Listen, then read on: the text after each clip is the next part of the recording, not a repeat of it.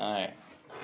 My goodness. Welcome to the commentary stream for the round 7 of the Automobilista Supercars Championship. We're just going through a few final checks before we go live in about 10 minutes time. So hope you enjoy this behind the scenes look at the Automobilista Supercars Championship broadcast. I'm very excited. Aren't we all? So a few things to just go through. Don't need that. Don't need that. About chat. Probably should go onto Discord Oh, probably. to get that every time. That might be a plan. There's all of those. Oh, I should open it Automobilista too. Yeah. I'm ahead of you It's with that very one. tilted, that screen. Oh, so it is. Tilted just like I'm going to be tomorrow night.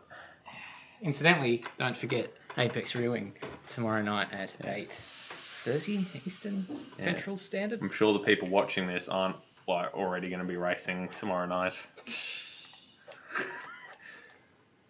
That was Stez is now playing Automobilista. How interesting. Oh, that's odd. That's from the actual stream, I'm guessing, not this one. No, that's from that one. See, because it says stairs. This one's from. Oh. Because last time people commented on that, but they probably won't this week. Yeah, because we were like, we didn't even realise. Yeah. What's this monitor usually used for? What's that? This one. This one? Yeah. Oh, I'm just used to dual screens because I'm an editor. No, I know, but I swear, we've never used both of these. I could be entirely wrong. No, I usually have the stream stuff on here. I'm monitoring that'd be the it. health Cool. of the stream, OBS. Yep. For example. Gotcha. Or pretty important part of it. Nah. I didn't worry about that when I ran it, and I mean, I had no complaints. I feel like you did, because you would have had OBS on one of the screens. Yeah, I didn't look at it, though. Ever? How did you know what number to press? Because I'm good. Yeah. Appreciate the vote of confidence. That is a vote of confidence. I'm good. Alright. Yeah. Cheers. Oh, yeah. What? Yeah. Cheers, big ears. They're not big. Oh. This one's still hooked up, isn't it? Oh, my goodness. Nothing but net. Nothing but bin. Can't hear it. Oh, you're not in this. It's loading up, mate. You just be patient, okay? I'd struggle to be patient. Brody's racing. Evening, fellas. Good luck tonight. Yes, good evening. Good luck to you, Rahodi. Yes, in life and in love. And in Apex. Oh, my goodness, there's been an accident in the pit lane. Oh, Ethan Warren. Crashing into Nigel Marneef. Sorry. No, Let's get this into place. Yeah, absolutely. Oh, this cable has existed. Oh, my goodness. All right, let me get this well out of play. That's audio. I can hear cars. That's audio. That's audio. Oh, that tape has come loose. Is there some green tape? Is there a what, sorry? This little piece of green tape? No, like this thing that came on it. No. That it came on. No. Never mind, I got this thing. Like this thing that it came on. You mean a roll? That's the word I was looking for. Is that it? It's a good thing underneath your I don't- phone? Yes, it is. It's a good thing I don't have to scramble to find words Yeah. for any particular reason. Very tonight. true. That's why I write the first 3 sentences down usually. Alright, so let's just check everything's good. So we got Everything is awesome. I got Super 2 up so I can see who wins. Yeah, that's good. Looks like Instinct with a 14-second lead over JP Coutier. Well, that's unassailable. How many? Unassailable, laps left? just like Tom McMillan's 5 laps to go on that one. lead for the 3rd place on the podium. Well, it helps if you put enough fuel in, doesn't it? Yeah, I know, right? Still haven't got my $10. Yeah. My $10! Lewis Kugley, if you're watching which you're probably not, No. the commentator. I'm going to bring it up during the actual stream. Good job. So, Did I use that bit for drags or something yeah. on the right hand side? You bet they do. You bet they do. They most certainly do. They put a shit ton of money into this, don't they, Darwin? I guess they don't have much else to do. Very good. That's correct. Mm-hmm. Oh, is this Nicole? Yeah, it will be, yeah. Well, I mean, you don't hear it from our side. Ah, okay. F16. I love the like the stock images of people's laptops on random coffee tables, and then the stats on it. Tin Shed Racing. This is what it's like between Croft and Brundle before a race. Now, this is like Radio Le Mans. I mean, you're giving us far too much credit. Evening, Sam. I think Radio Le Mans a little bit more Professional. unprofessional than Crofty and Brundle. Oh yeah. They're the ones that you called out on Reddit for missing like the leader of the race crashing out. They still do a very good job. Oh yeah, I'm sure they do, but like, you know, they're not professional like Martin and Brundle. Yeah. Martin and Brundle. Martin and Brundle. Martin and. All right, I'll just make sure the levels are up for you. Hello, I am here. This would help. Hello, I am here. And I am here at Hidden Valley with Stairs. Bring it up. Yep, we're loving it. We're loving it a lot. Someone just crashed. So, oh my goodness. Oh, Ozrob has had a horrible accident. Yep. Cool. That's good. I feel like that isn't unlikely. We love you, Ozrob, if you are watching. What are we? 7:20. All right, better start that stream. Start that stream, boy. Whoo. Someone's excited. Mate, I'm keen. Yes. It always feels like it's been a while when we do these. I think that actually helps, rather than doing them every week and you get sick of it. Yeah, probs. Right. Well, I don't know how Nether does AMS Oz every week. I'd get reamed. Install a ream. Install a ream. Install a ream. For the hottest of hot water you've ever seen. It comes on Steady, hot and strong. It just keeps on and on. Install a ream. That was beautiful.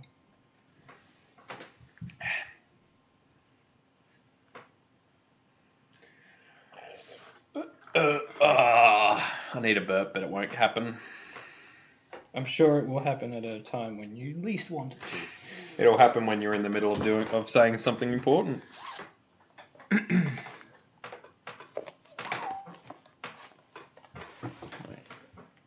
Whack you there, and whack you there. Tin Shed Racing says agree. Not sure to what, but... Something to do with Martin and Brundle. Martin and Brundle, I've done it again. Also known as Blechschuppenrennen. Blechschuppenrennen.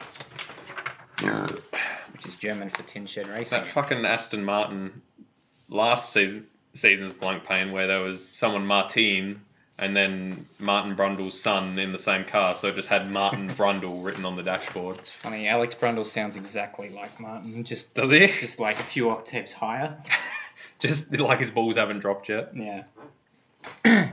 Yeah. Can you hear me loud and clear through that? I can hear you so incredibly loud and clear. It's like you're licking my eardrum. I gotta turn that up a bit. Like you're licking my eardrums. Like you're licking my eardrums. Okay. I couldn't think of something. That could be. That's like how people go, "Mama, me, me, me, me." You're just like you're licking my eardrums. Yes. Yes. Yes, indeed. Can 99% guarantee Croft and Brundle don't sing the Ream theme's audio testing. I'm not so sure about that. What was that? Those German DJs play? No, it was Aussie DJs in Hamburg or something who played the Hello, Frank Walker from National Tiles. My name is Hello. My name is Hello. My name is Hello. Frank Walker from National Tiles. 3 minutes left in the Super 2. 50 seconds till live, ladies and gentlemen. Woo! That's a bit loud. It's peaking a bit. I'm gonna- How's the volume, everyone listening in the commentary Everyone? cam thing? Just when we yell, it'll probably be a little bit peaky, but I haven't got a limiter on that one, unfortunately. It's a damn 30 shame. seconds till live, so we should probably pay attention to that.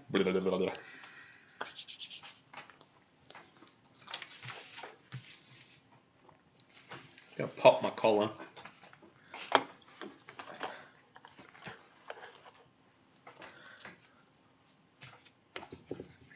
Ten seconds.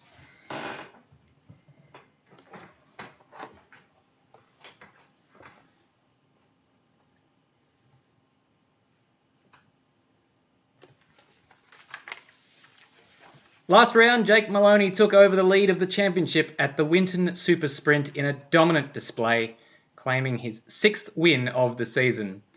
He took over from Kurt Stenberg, who had a difficult time with a few costly errors. Tonight, we're in Hidden Valley. It's round 7, and it's the Darwin Triple Crown. A slightly different challenge for most, with the first top 10 shootout in a championship round since the season opener in Adelaide. Can it possibly be as dramatic as the previous round in Winton? Let's find out. Bringing you all the action tonight, my name's Stairs. Madbird joins me in the commentary box once again. Absolutely. Thank you very much, Stairs. Very excited to be here as always. Very excited to see how we all do tonight. Can Kurt Stenberg wrestle back that championship lead? No wins so far in the season for the man, but he's just always been there or thereabouts, which is how he's maintaining only 21 points down in the driver championship. 1356 points versus 1335 points for Kurt Stenberg in second place. Brody Steen for Race on Oz with another dominant weekend. Well, not dominant, but a very good result last time out in Phillip Island. Not Phillip Island. Where were we? Winton. Do apologise for Race on Oz. I had to think about that. Colin Warwick with a pretty decent haul of points up in 4th place. Sean Allen in the other Race on Oz car also with decent performances the last couple of rounds in 5th place. Will Devonish 6th. Corey Preston in 7th. Glenn Postlethwaite dropped off a little bit in 8th. Zach Baker in 9th. And Adam Zeithinger for Astro Altus Esports rounds out our top 10 and onto the teams there, Stairs. Yes, the team's championship currently being dominated by the Race on Oz team, with Sean Allen's 2 victories in the Barbagallo around the Perth Super Night, and of course his teammate Brody Steen doing a pretty good job as well. Trans-Tasman Racing haven't collected points from both of their drivers in a lot of the rounds, with Emily Jones absent for a number of them and not having a particularly good round in the last few times. She's here tonight, so she'll be eager to rectify that. She, of course, won the opening race way back in Adelaide. War Race Engineering, another 2-car team with Oz Rob and Will Devonish collecting quite a few points there, and they're up there in 3rd. TTL Esports, Jake Maloney, really the only man flying the flag for them, and good enough to get them up into 4th place. Actually running the ZB Commodore there now, so I just got to put a bit of a bookmark to myself to update that graphic. Astro Altus Esports in 5th place ahead of Logitech G Altus Esports. That's an interesting inter-team rivalry between the two Altus teams, just 3 points separating them. ZB Racing in 7th place. CWR now defunct because Colin Warwick's moved on to another team on 855. JMSR 852. And Synergy Sim Racing starting to drop down. A while ago, they had 3 different teams of their own of their own teams in the top 10. Now it's just the one. So hopefully we get to see some more of those guys in the future. Yeah, definitely. We did talk about at length about them putting all of their eggs in one basket. It looks like those eggs are starting to fall out of the basket and smash upon the ground. So tonight we have the one qualifying, which is a shootout. We've got race 1 of 21 laps. Then we've got second qualifying, obviously, and a top 10 shootout for the main race, which is 35 laps here in Darwin, Stairs, Hidden Valley Raceway. That's it. I believe the second shortest racetrack on the calendar, 2.87 kilometres. And, of course, not quite as short as Simmons Plains. We don't go under the 1 minute barrier, but we go mighty close. 1 minute 5 flat at the moment is the fastest time in practice. That held down by Ethan Warren, who had a pretty good round last time out in Winton with 2 second places. Didn't get a lot of airtime, Madbird, it has to be said, because Jake Maloney, beg your pardon, was a long way ahead of him, and Ethan Warren was a long way ahead of 3rd place. That was basically where all the battles were going on. I believe we've got a winner in the Super 2 race that's just concluded. Yeah, so Super 2's just concluded, as you said. We've got Instinct in first place there in the Ford Mustang. So he'll get the call up to join in on the full class supercars race tonight, as will second place man JP Courier, who I believe joined us last time out as well. Obviously with some good showings here in the Super 2, and Termo rounding out the podium there at Hidden Valley for Super 2. So expect to maybe see those blokes hopping over. It's going to be a long night of racing for them if they do decide to hop across, but do hope we can get them in. Looks like Termo has already joined. Well, good luck to all of those guys coming across, and congratulations on their wildcard entries to the top class. You're right, it is a lot of racing tonight, a lot of driving with the 2 qualifying sessions and the top 10 shootout. More on that later, of course. The race distance, though, that's fairly standard, a 60 and a 100 kilometre race, one of them with a pit stop and the other one without a pit stop, as we watch Jay Ball coming in. Just 2 minutes remaining in this qualifying session, in practice session, I beg your pardon, not a qualifying session at all. Let's have a look at the top 10 as it stands. So Thomas McMillan has just jumped up to the top of the leaderboard, and he's one who's on a fairly good run of form at the moment. He won the non-championship round, the Perth 197.5, quite handsomely after nearly finishing on the podium in the last round, just running out of fuel in the feature race at Winton. Absolutely. I was quite happy about that. His friend Lewis Kigali does owe me $10. Hasn't emerged as of yet. But yes, I did call that he would drop off the podium, and indeed he did. Very disappointing end for him for a very strong race. Just lost that third position in the race on that last corner. Colin Warwick getting a decent result for a very, very pacey race out at Winton. Just sitting here, we've got a minute left in practice. At the moment, Thomas McMillan, fastest of the men out on track. Ethan Warren, who's returned in second, and Colin Warwick in third. So showing that their pace is not a flash in the pan. Ethan Warren, we know, is an alien, and Sean Allen in fourth place currently in practice. So very decent results there for Race on Oz Racing. Emily Jones somehow has managed to get herself disqualified from this practice session. So I don't know if she was going the wrong way down the drag strip or something like that, but she is currently DQ'd. Only 30 seconds remaining in the session, so it doesn't particularly matter. No times from Cam Rutledge, Wayne Carr, Termo, and Jake Maloney. Kurt Stenberg's just put in a time of a 105.1 to put himself up into third place. He was the other one who hadn't set a time up to that point. So it looks like he's got the pace, of course. And, well, Jake Maloney, what's he doing? Is he disguising his pace, maybe? Could be. I mean, we know he's going to be quick because he's Jake Maloney, and he's been blisteringly quick at every round thus far. Kurt Stenberg just hasn't had the pace to live with him, but that increased pace has meant that Jake is more prone to mistakes, and when he makes mistakes, they cost him big. And Kurt just sort of always getting the job done, not necessarily in a spectacular way, but usually towards the pointy end of the grid, generally on the podium, has kept him in the points, and indeed, as we said, only lost the points lead in the championship at last race, which, considering he has no wins so far, and Jake Maloney has 6 now, is kind of incredible. But that's how the points in V8 supercars work. If you don't finish a race, if you DNF from a race, you make it's a huge loss of points, and it can have a major effect on your championship tilt. Most certainly can.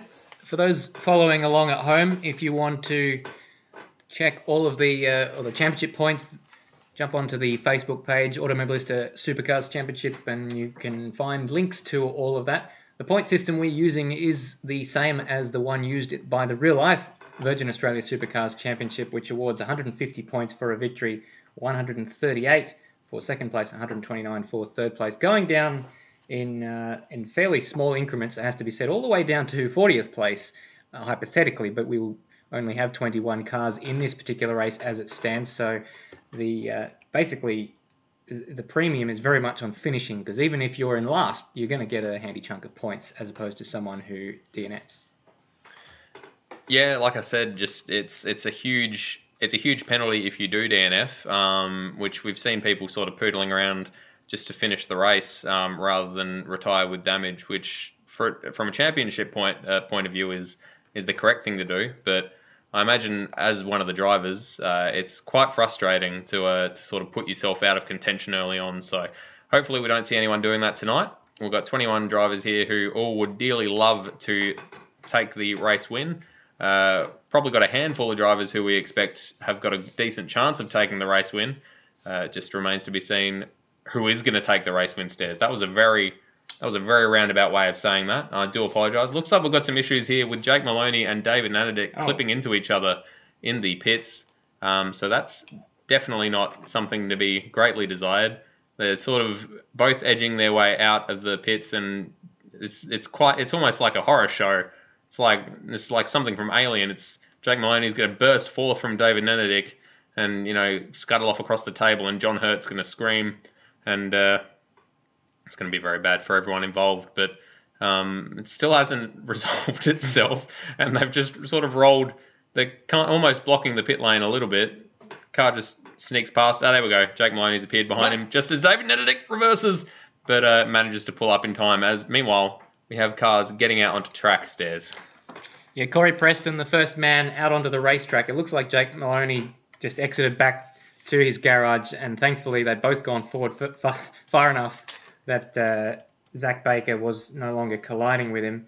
Corey Preston was the first man out on track, but he's allowed a lot of cars to go past him. So let's see, who is the first man on the racetrack? It's a bit difficult to see because they don't come out in the order that we can't go through them in the order that they are on the racetrack at the moment. Let's follow Zach Baker and see how he negotiates this outlap, because as we said before, it is quite a busy lap, quite a short lap, and that means that traffic becomes quite a difficult prospect. Well, that'll certainly come into its own a little bit later on when we have the short 5-minute qualifying session immediately preceding the top 10 shootout. It'll be very easy for some people to get their laps completely compromised, and they won't get too many more opportunities for it. So Zach Baker's struggling to find himself a bit of clear track here. He can't really back off too much because he's got, I can't quite tell who that is behind him, but anyway, it's a little bit of a challenge.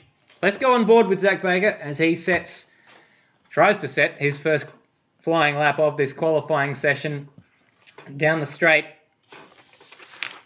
And one of the longest straights, it has to be said, even though it is a short racetrack, one of the longest straights in this championship. Guy ahead just locking up. And this double apex turn one, a number of lines you can possibly take through there. And then all of a sudden you're going up the hill, trying not to unsettle the car too much on the curbs, down into turn 5. Engine braking is very, very severe there. Up towards the hairpin, cars getting out of the way left and right. And a nice line there for Zach Baker. He wants to square the car up quite nicely. Fairly uneventful in the traction zone. We're just seeing Colin Warwick. I think he's the first man to come across the line. We'll see a time pop up from him in a short moment. Zach Baker, though, all over the curbs in the final sector. Ethan Warren sets the fastest time of a 4.5. Colin Warwick's about 1.2 seconds behind that. Corey Preston slots in between them. Zach Baker's about to come to the line. Can he split the guys up at the top? He has jumped into third place. Good job, ahead of Kurt Stenberg. Ethan Warren at the top on a 104.5 currently. Yeah, Ethan Warren just blisteringly quick, as we have seen in the past. Thomas McMillan in second place, so showing up, backing up some decent pace last time out at Winton. And Zach Baker, as you say, third, although he has just been bumped out by Jake Maloney. Disguising his pace, he's just at a 104.9, so only about 4/10 behind Ethan Warren. I reckon he's got more time in him. Kurt Stenberg, 5th place. Corey Preston in 6th. Nigel Marneath in 7th. Colin Warwick, who set a pretty decent time, is already pedaled down the field to 8th. Brody Steen in 9th and Jay Borger in 10th. Currently, only Termo has joined us from Super 2, so we do only have the 21 drivers as we advise. Sorry, 22 drivers. I don't know how to count. Very good. Kurt Stenberg's on another personal best lap here, so he looks like he's going to improve on his position currently of 6th place. He moves up two spots just behind Jake Maloney there. Ethan Warren still holding down that top spot ahead of Thomas McMillan. And speaking of Super 2 drivers, congratulations are in order for Jinx, who's recently been given the green light to jump up into the top class and become a full-time Automobilista Supercars driver in the Premier category. So, who else have we got on track? Let's have a look at the lap times. Green lap there for Jinx. He moves up into 9th place. Great job from him. And Ethan Warren, just quite a few cars at the moment just coming out of the pit lane. And that was very, very close between, can't see who that is, and the War Race Engineering guys. It's Thomas McMillan, who's changed his livery once again. Looks like they're slipstreaming the two War Race Engineering guys. Yeah, it's not a bad idea. That main straight is quite long, and looks as if they might be taking turns as well. I just saw Will Devonish making the overtake on Ozrob, so might be a bit like Red Bull in Formula One, how they take turns in giving each other the slipstream during qualifying.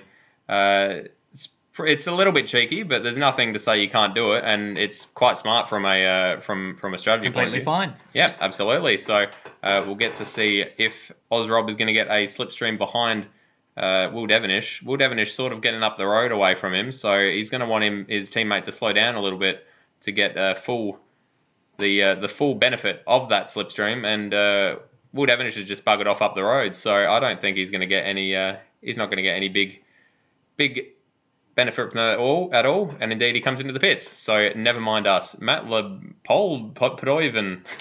Matt Lepoidoven, who is driving the stealth car, I believe, in place of Jay Borg, who was in that car last round, teaming up with Colin Warwick. So he up into 12th place. Corey Preston's just moved his way up into 9th place with a PB lap, 0.3 faster than his previous best. Let's see who else is on a fast lap. Doesn't look like anyone's setting the sector times alight just now. Jake Maloney going very, very wide at the first corner, but we have seen that there are a number of possible lines there as Madbird precariously places his iPad on top of my Phonotech, which, well, if it stays there for the night, I won't make any bets with you because you seem to win them. Absolutely. Again, Lewis Kugler, give me my $10. Ozrob has fallen down the order to 20th since we last saw him, but all eyes are at the front of the field where currently we have Jake Maloney out there trying to set a hot lap. He's coming up towards the sector time. He just beat his PB in the the second sector. As he's coming around the last corner, he's going to want to get a decent shot off this last corner to get a good run onto this straight if he's wanting to overtake that lead of Ethan Warren and Thomas McMillan. Don't think he's going to better his time. I might be wrong. I am wrong. Whoa. He does better his time up into second place, so jumps Thomas McMillan only 1/10 of a second, do apologise, behind Ethan Warren in first place. I reckon he's got even more time in him. I think he can take that pole, Stairs. Absolutely does, and he's got plenty of time to do it. There's still nearly 3 minutes remaining in the session. Thomas McMillan has a right of reply right now. He's currently on a lap, but 0.3 slower than his best lap so far in the qualifying session.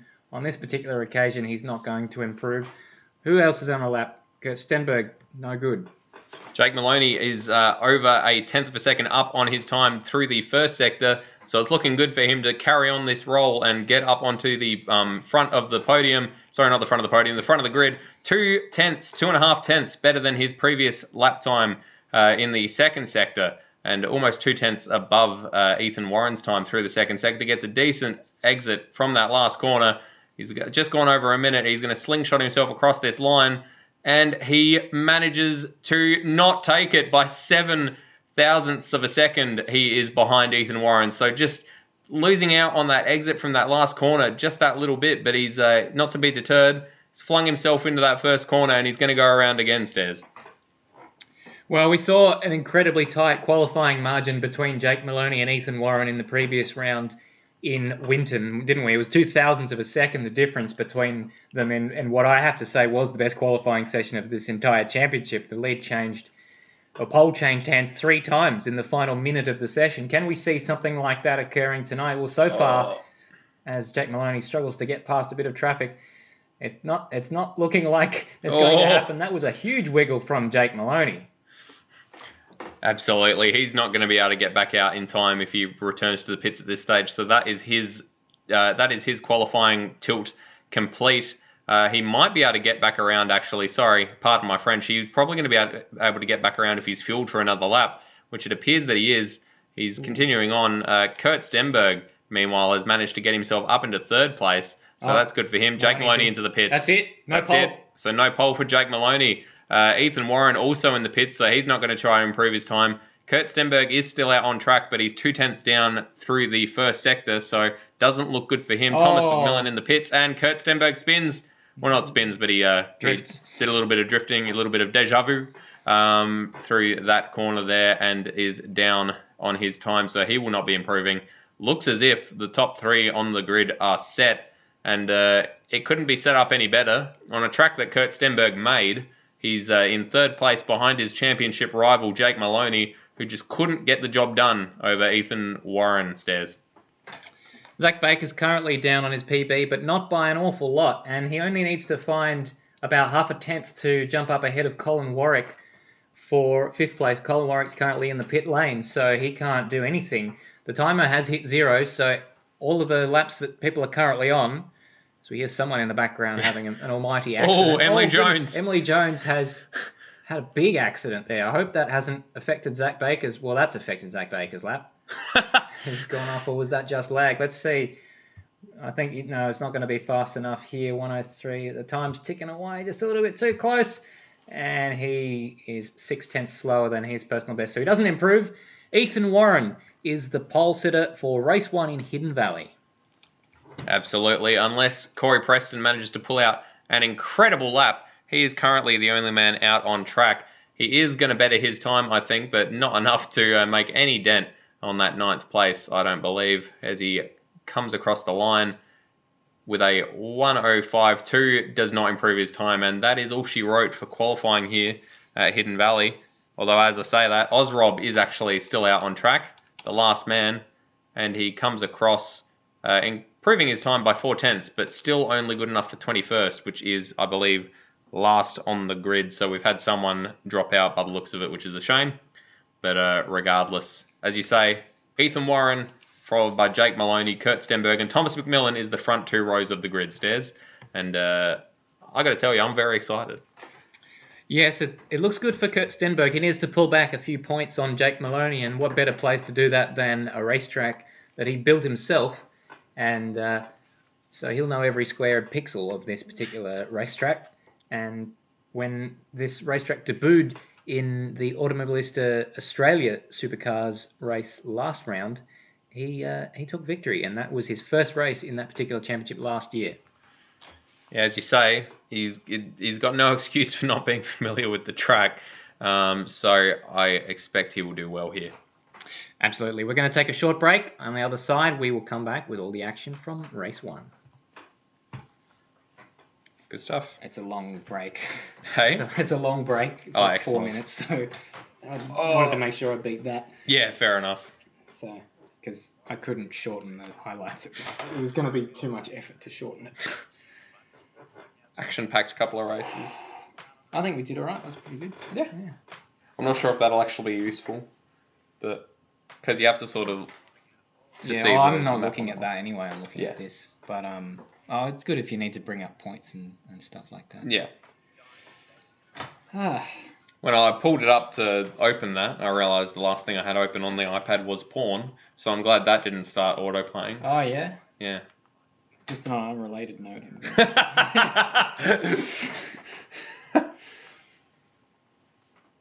Very costly.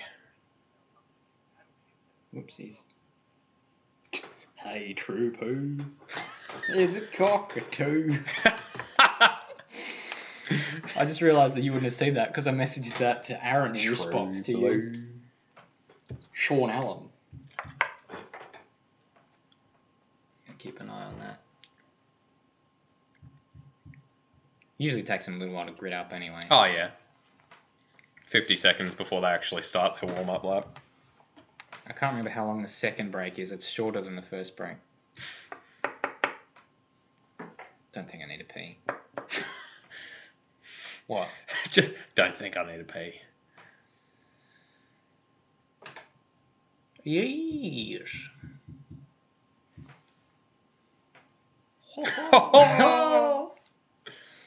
Fuck, it was hard to... Condense. Yeah. Yeah.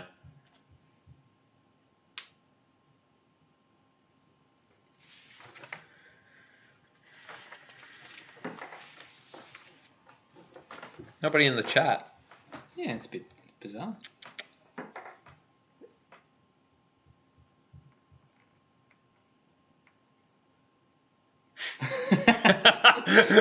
I saw him reverse. Oh, mate, I came out and he was like, oh, I'm off. I'm like, what are you doing? The police are coming. And he said, mate, don't be a hero. I said, I'm not being a hero, but you can't be doing that. That's a very random reference. Oh, And I do get it. Someone linked it to me the other day. I didn't know An American friend of mine sent it to me on Snapchat. And she was just like, he sounds way more Australian than you do. Yeah, he sounds more Australian than anyone. Yeah.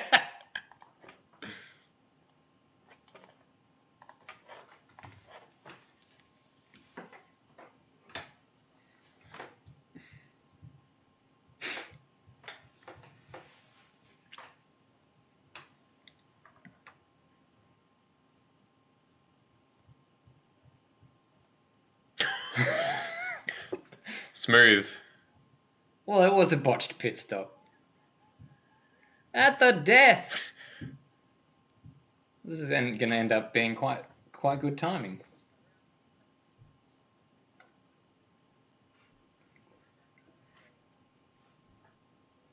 Shanghai. Bumped. Contact. Had to double stack.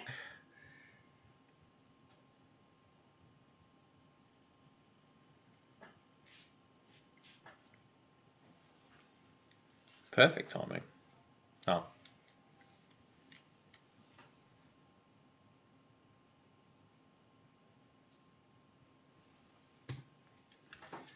Welcome back, everyone, to the Darwin Triple Crown. We just had qualifying for race 1, and Ethan Warren sits on pole position. He'll start ahead of championship leader Jake Maloney. Mad Absolutely, with not Colin Warwick, Kurt Stenberg right behind him. It's looking to be a spicy start. I believe we saw in the AMS Oz race here that Kurt Stenberg takes some wildly differing lines through the first corner compared to other people. Likes to go quite deep and get a slingshot out. So it'll be interesting to see who has the better start off the line, and who takes a better line into the first corner. We have everyone just sitting in the pit lane. Jake Maloney wisely not inside David Nededick. As we go to the racetrack, everyone's going to be grinning up in just a moment for the first race. And indeed, we've got people popping out there already. So I'm very excited, Stairs. 21 laps here at Hidden Valley.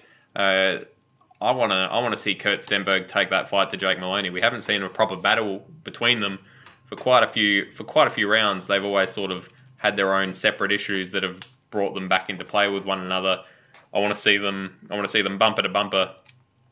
And the grid here at Hidden Valley, quite good for that, because the first row is not really a row. They're diagonally spaced pretty evenly.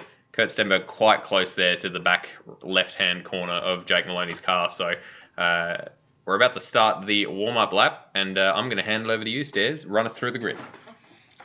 Yes, thank you very much. We'll just wait for them to start their warm-up lap. But yeah, I can't wait for a potential battle between Jake Maloney and Kurt Stenberg myself. Just 21 points separate them in the championship, and that, considering that there are 300 points on offer for a win, is absolutely nothing. But that noise that you can hear right now, and the vision that you can see of the cars taking making their way down the start-finish line, is the start of the warm-up lap. So let's go through them. Ethan Warren, as we mentioned earlier, sublime in pole position, not a long way ahead of Jake Maloney, but he gets another pole position to add to his total. Kurt Stenberg, third place on the grid, and he'll be hoping for a good night tonight, trying to horse back some points on the championship leader Jake Maloney. Thomas McMillan, last race winner in this championship, but in a non-championship round, unfortunately for him, was victorious at the Perth Street Circuit in the Perth 197.5. So new livery for him. Let's see if it brings a new run of form for him in this championship. Colin Warwick starts behind him in 5th place, and Zach Baker in 6th, first of the two Zach Baker cars. Brodie Steen in 7th place, beats his teammate Sean Allen in qualifying once again. Nigel Marneef, great qualifying from him, up a bit further than we've seen him in recent times. Corey Preston in 9th place and Sean Allen in 10th. Adam Zeitinger for Astro Altus Esports in 11th place, ahead of Will Devonish. Matt Lapoitovan out of position there by the looks of it in one of the Penrite cars. We did actually have Jay Borg in tonight, which I neglected to notice before. Jinx, in his move up to the Premier category, starts out of 14th. There is Jay Borg, before mentioned.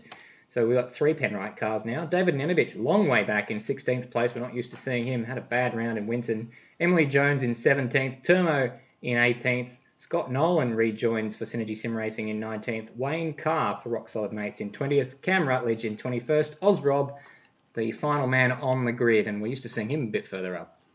Absolutely. A few people out of position. I would expect Emily Jones to be higher up as well. Although I feel like I say that every time she shows up, and she just seems to be a little bit off with pace at the moment.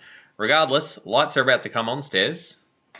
That they are. I think the championship competitiveness has really hotted up in the recent rounds, and I think Emily has been quite rudely shocked by that. But here come the lights. We're about to go racing at the top end here in Darwin for the Triple Crown, and a great launch from everyone apart from Jake Maloney, who's going to get swamped down to the line. Kurt Stenberg up the inside, and Thomas McMillan also with a pretty good start. He gets clear. Look at that. 2 spots at least lost by Jake Maloney down to the first corner. Ethan Warren's going to lead them through. Kurt Stenberg coming under a little bit of pressure from Thomas McMillan. What else is new there? Thomas McMillan feisty, and looks like further back in the field, Colin Warwick, where he started in 5th place. There's some 2-wide action going on there between Nigel Marneef and one of the Race on Oz cars, which I believe is Brodie Steen.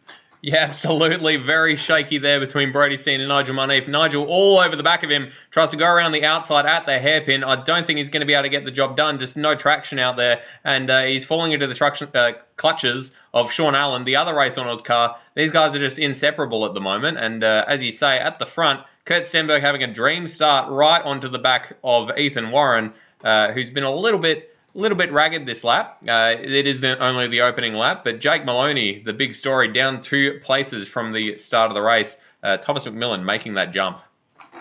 Now let's see what sort of a slipstream effect we have down this main straight now. Kurt Stenberg pulls out from behind Ethan Warren. Is he close enough to have a look down into the first corner? He most certainly isn't, but look at the gap they've already pulled. 1.3 seconds on the guys behind them as Jake Maloney now makes his way back past Thomas McMillan, but Thomas McMillan will have the inside down into turn 5 if they can continue to be side by side all the way through here.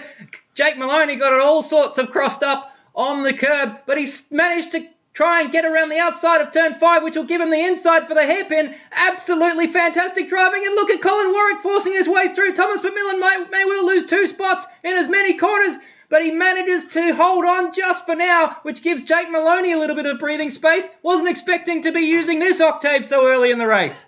It's very early for you to be pulling out the pipes. Do take a rest.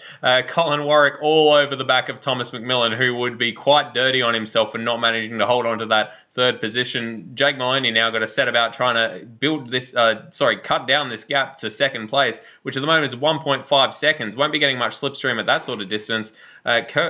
Corey Preston, up into 6th place. 3 positions gained in the first 2 laps from him. And he's all over the back of Colin Warwick, who is, it looks as if Jake Maloney has had a very wide entry through the first corner. It hasn't cost him anything, but Thomas McMillan now only 4 tenths behind him. He's going to be having a run down into the hairpin, I would expect.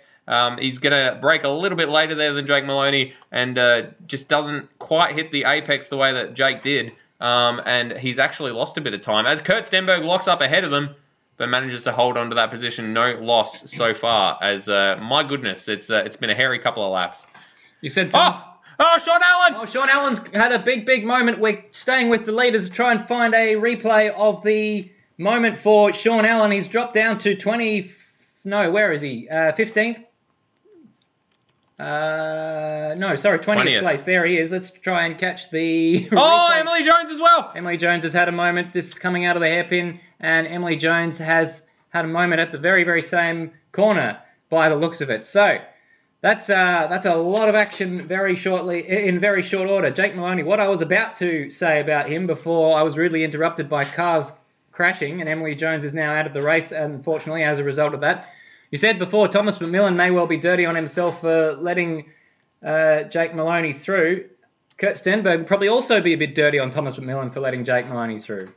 Absolutely, especially considering that Jake Maloney just set the fastest lap of the race and has cut this lead to Kurt Stenberg. Cut this gap to Kurt Stenberg down by about 4/10 in the last lap. Kurt Stenberg again locking up into that hairpin in his quest to get past Ethan Warren and put a buffer between himself and Jake Maloney. And Ethan Warren will be a pretty aggressive buffer to have between yourself and your championship rival. Kurt is right on the back of him, hasn't given him any space at all these first few laps, and gets a decent run out the last corner. Looks as if Ethan Warren maybe went a little bit too wide. Is Kurt going to have a go into the first corner? Not sure he's close enough. In fact, I don't believe he is, although he is gaining as they're heading down towards the first corner. I think he's going to have to slot in behind, and he does. Just breaks a little bit later there by the looks of it. Gains some time. Ethan Warren a little bit ragged through that first corner. Car trying to get away from him. Kurt Stenberg looking cool, calm, and collected everywhere except that hairpin. Let's see if he locks up there again this lap as they go into turn 5. Just breaks that a little bit later. Rides that curve. He built this track. He's going to know where it's safe to do that and where it isn't. As he comes into the hairpin, doesn't lock up and builds quite a bit of time over Ethan Warren through that corner. But right behind him, Jake Maloney now within a second. That's going to come down that straight stairs. That's going to be some slipstream action for Jake Maloney on Kurt Stenberg. 9 points is the difference between third place and second place. So that would be all that Kurt Stenberg would claw back on Jake Maloney if it were to finish as it stands right now. And I say that with my tongue firmly pressed inside my cheek because I don't think it's going to finish the way that it is currently. We've got a pit stop coming for Cam Rutledge, so perhaps damage for him. And Emily Jones remains the only retirement in this race. We've got a drive-through penalty now for Cam Rutledge, presumably for speeding in the pit lane. That is some very bad luck there for Cam Rutledge. Must have had some damage. To be repaired, which is why he had to pit in the first place. Is now a lap down to everyone except for Wayne Carr, who we've got Ben Thompson in the chat saying go Wayne Carr. Unfortunately, Wayne is currently running down in 20th place. But as we said in the it looks like someone's been shoved wide there through the hairpin and has just managed to hold onto it. Very well done, that man, whoever that man happens to be.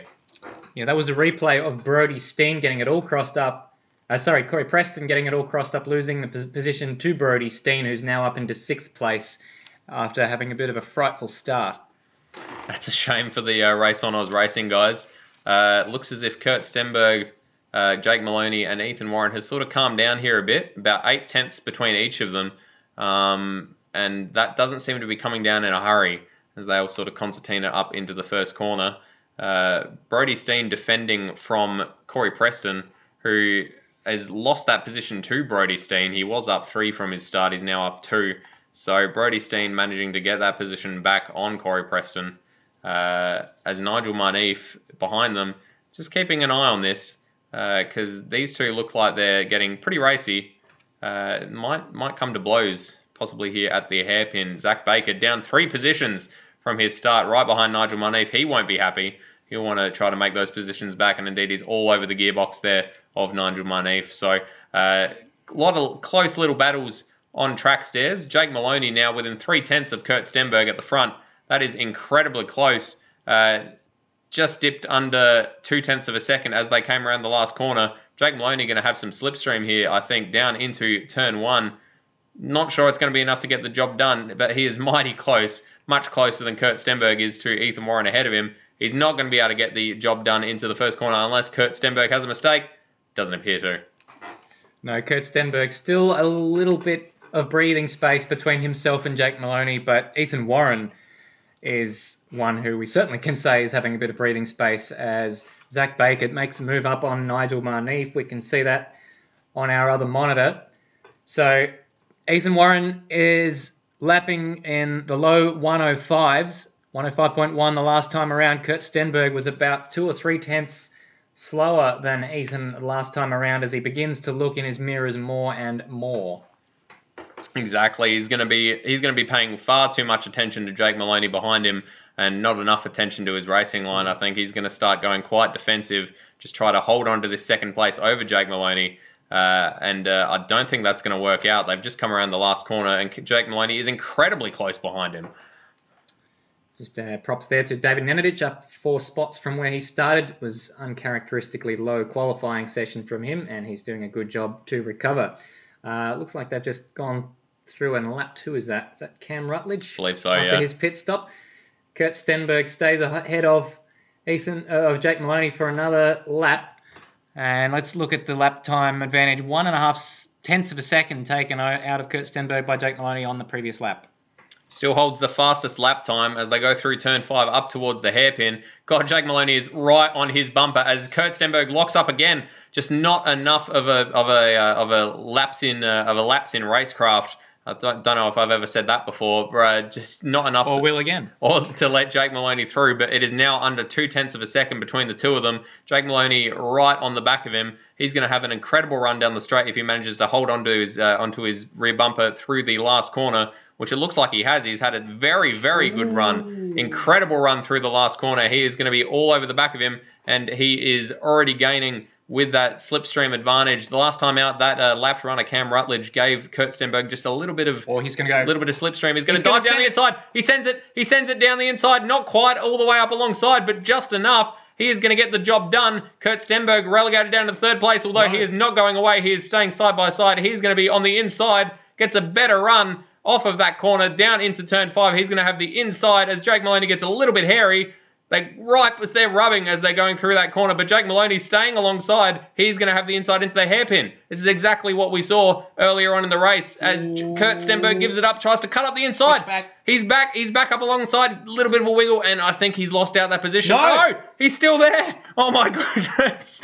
I'll take over there. Quite a long period of this lap has been spent with them side by side, and I thought that little wiggle out of the hairpin was Kurt Stenberg surrendering 2nd place to Jake Maloney. But another dive at the last corner. Oh, Kurt Stenberg, he had in the final sector the position back, but a very late move into the final corner. Jake Maloney makes the position back, but look at Kurt Stenberg almost bump drafting down the main straight. He's going to go back through at the first corner, but it'll be Jake Maloney trying to hang it around the outside, which certainly puts you in a good position strategically up into turn 5, and they've both nearly spun around. How did Kurt hold on to that? He loses crucial traction on the run down to turn 5, and now Jake Maloney is clear. What an absolute ding-dong battle. Absolutely incredible racing between these two. Kurt just losing out on that battle, just got a little bit hairy as he tries to duck up the inside, locks up again, just doesn't seem to have the braking into that hairpin, just is tearing strips off his tyres at this point, and he's now lost about half a second to Jake Maloney ahead of him. That was he fought nobly, but just wasn't able to hold on to it. That is a damn shame. Although he is still on the back of him, he's pushing this car as hard as he possibly can, try to hold on to that 2nd place. If ever you doubted that Kurt Stenberg doesn't want to win this championship, then I think you should go back and watch that lap again. He fought back. Every time you rode him out in that battle against Jake Maloney, he kept coming back, and you thought that he wasn't going to be able to make the move back.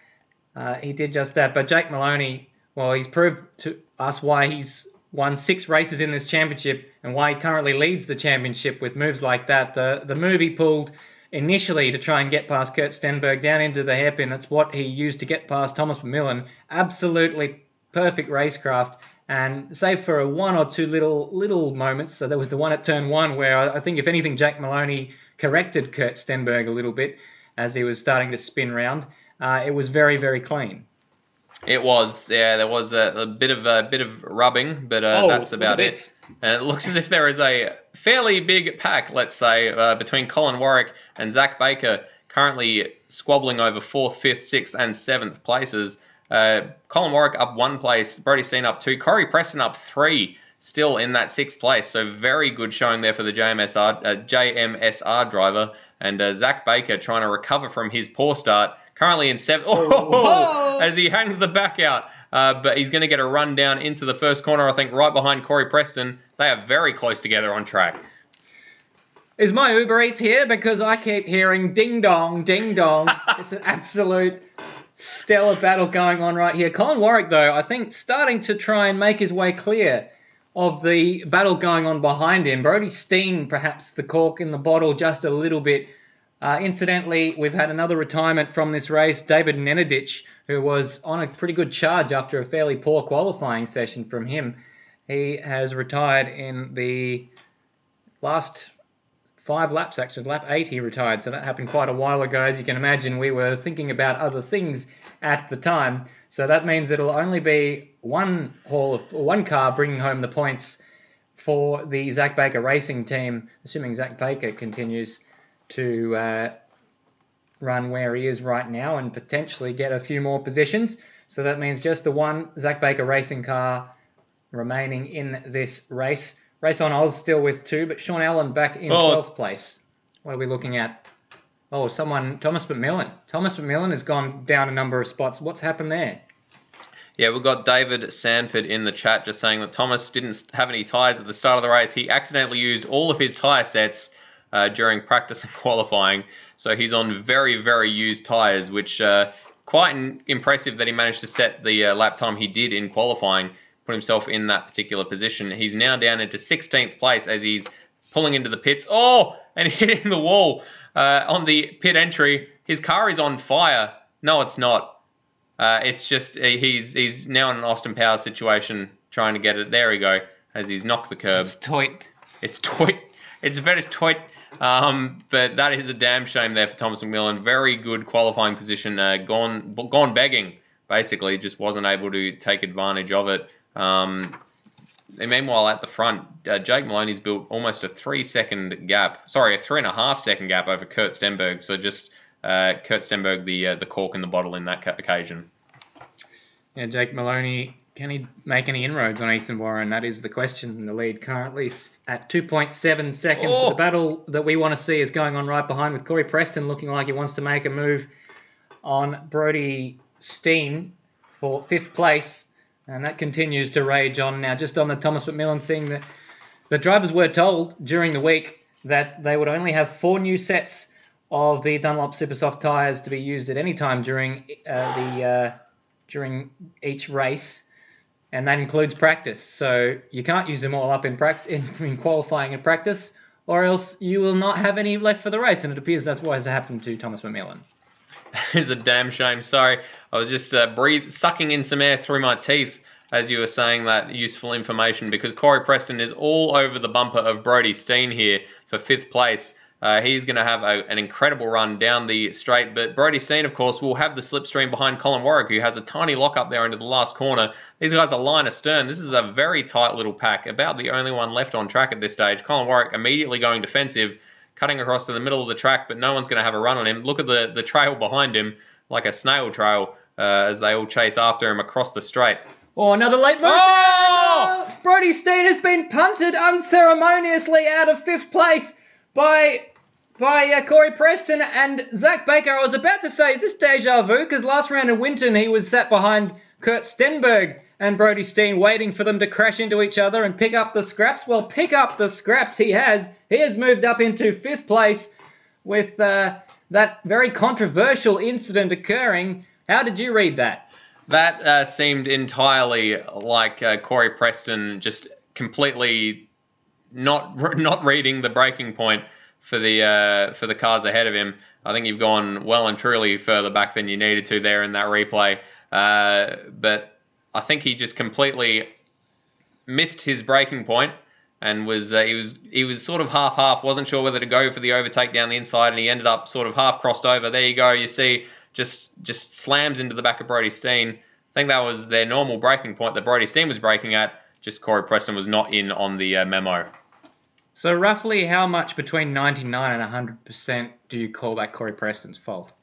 Oh my God, Zach Baker threw on Colin Warwick, who's outbroke himself into the first corner. This is going, but Zach Baker's off the track. He's managed to hold on to it. Oh my goodness.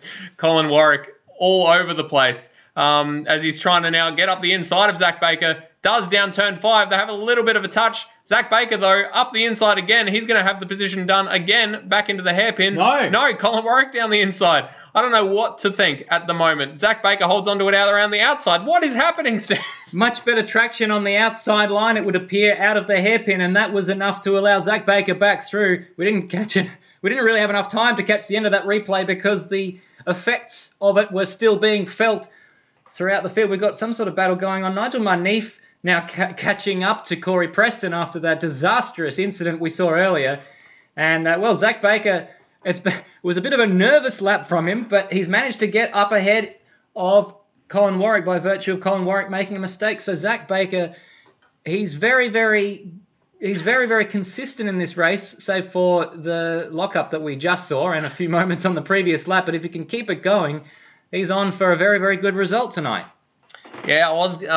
You said a couple of laps ago that Colin Warwick was trying to stretch his advantage, but he's just sort of been reeled in by this mob throughout those couple of laps. I think he's might have done a similar thing to Thomas McMillan, maybe taken a little bit too much life out of his tyres, because he just seems to be a little bit all over the place. As Brodie Steen cuts up the inside at the hairpin, Colin Warwick outbraking himself, but Colin Warwick with a better run off the hairpin into turn 7 takes that position back. So Corey Preston behind them having a watching brief, hoping that Brodie Steen's going to do what Corey Preston did to Brodie Steen to Colin Warwick.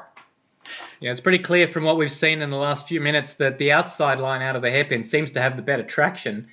And that certainly worked for Colin Warwick on the previous lap. He must have learned that from Zach Baker driving away from him on the previous lap. But he's now coming under immense pressure once more from Brodie Steen, who's got an awfully good run down the hairpin, down the straight, I should say. Hairpin is the exact opposite of a straight. Brodie Steen trying to drive around the outside now of Colin Warwick, and Corey Preston is buying into this behind them. Brodie Steen has managed to stay ahead, and he'll be clear down into turn 5. Look how much Zach Baker's caught up. And now that was a late reactionary move there, perhaps from Colin Warwick. Corey Preston went to dive down the inside, and a day late and $1 short, I believe is the phrase from Colin Warwick. Yeah, that seemed like a very late defensive move there, but we'll have to watch the replay here. Looks as if he just sees him coming and then tries to move across to cover it off. There was already overlap between their two cars. So Corey Preston, the big loser out of that, has lost the position to Nigel Marneef and is currently in 8th. He is all over the back of him, and Colin Warwick may be trying to, as Matt Lepoidovan gets a drive-through penalty, presumably for speeding in the pit lane or maybe track cuts. It looks as if Colin Warwick was trying to work his way back to redress that position to Corey Preston. I just don't understand how he's lost so much pace, Stairs.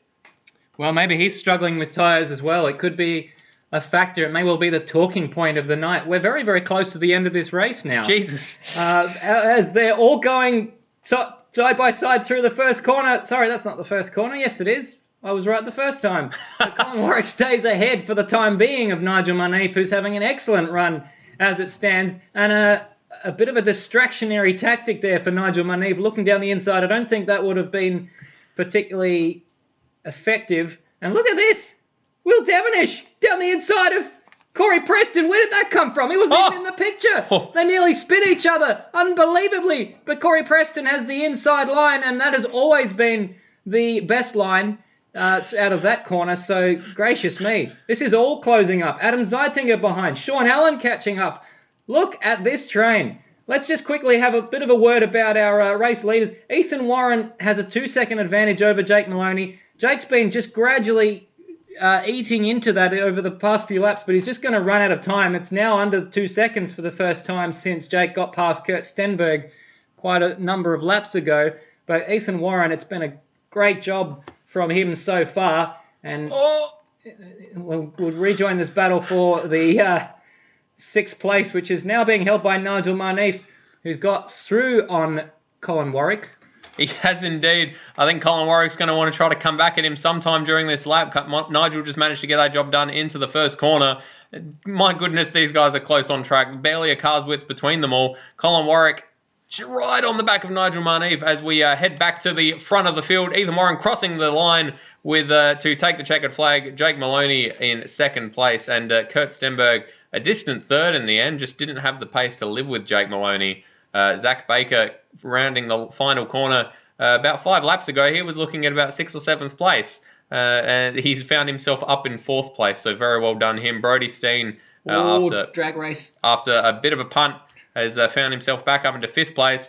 Bit of a drag race down the start-finish straight, but I don't think any positions are going to change, and indeed they don't. Not enough time. So we have Nigel Marneef eventually being the beneficiary of that 6th position. Colin Warwick manages to hold on to 7th ahead of Corey Preston, Will Devenish, and Adam Zeitzinger rounds out our top 10.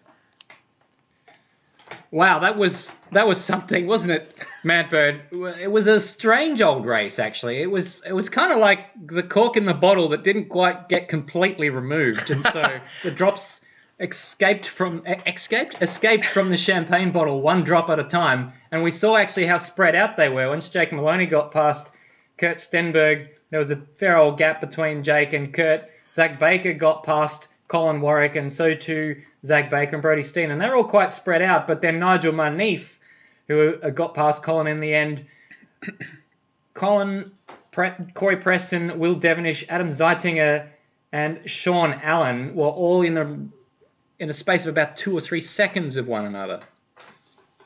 Absolutely, that was what kept us entertaining the second half of that race. Incredible battle there for the midfield. Hope that continues on into the main race. And just a little bit unfortunate there for Brody Steen and Corey Preston, although I don't know if it'll actually be looked at, since in the end Brody Steen ended up 3 positions ahead of Corey Preston. So really Corey didn't hurt anyone but himself with that particular accident. We did miss at some stage during the race that Thomas McMillan actually DNF'd. So No, we got that. Did we actually? Yeah. Did we mention that? He ran out of tyres. Yeah, he was still running at that stage. Oh, though. but he came into the pits, so we assumed he would have retired shortly after that. Oh, you did. I didn't assume. I assumed nothing because, of course, assumptions make an ass of you and me, particularly you. So Ass. It's not ass you. So unfortunate there for Thomas McMillan.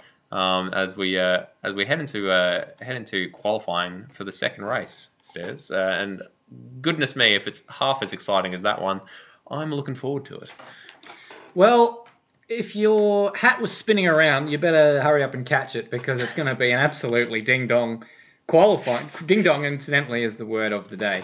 It's going to be a ding-dong qualifying session with just 5 minutes, and thank goodness for Thomas McMillan's sake, 4 new fresh sets of tyres in order to set the fastest lap that they possibly can in order to get themselves into that top 10 shootout. And that is going to be a very, very, very interesting session in prospect, and potentially one that advantages those who participated in the non-championship round at the Perth 197.5 2 weeks ago, because they had a shootout, and save for the shootout in the first round at Adelaide, that was the last time that we had a shootout. We're going to take a quick break. On the other side of that, we'll bring you all the action from qualifying for race 2. Don't go anywhere. Good stuff. Clear. Oh. Whew. Now, that said 5 minutes.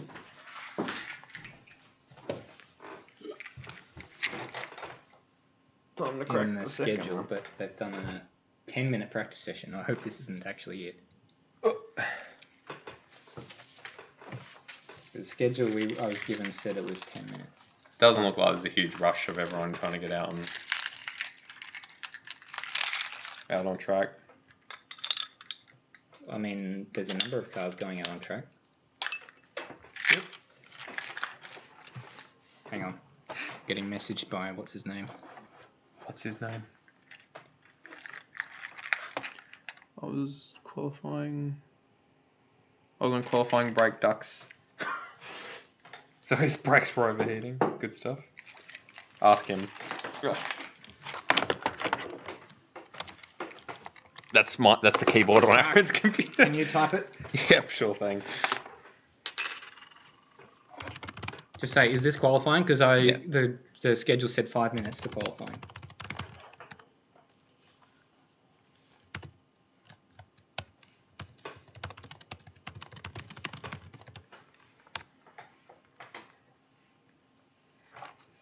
probably on track.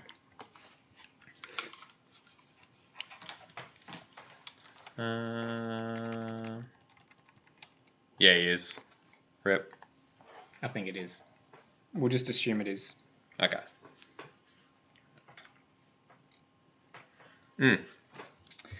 Welcome back. Apologies for cutting that break short, but we believe they've gone into qualifying a bit earlier than we were expecting, and it's a 10-minute session as opposed to a 5-minute session, which we believed it was in the schedule. So anyway, qualifying starts a bit earlier than we were expecting it to, and that means that the drivers have a little bit more time to try and set a time in the fastest 10 to get into this qualifying shootout. You caught me as I was having a sip of beer. So the first runner out on track, by the looks of it, is Kurt Stenberg. He is wanting to try to make amends for that first race. And go back into the pits. Thanks very much for that, Kurt. Appreciate your work, mate. Nigel Marneef then becomes the first man to set a lap time. And indeed he doesn't. That was just his out lap. Who's the first one on track with a actual lap?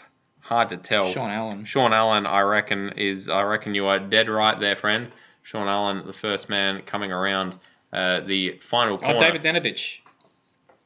106 flat. 106 flat there for David Nenadich. 107.3 for Cam Rutledge, and Sean Allen goes fastest with a 105.3.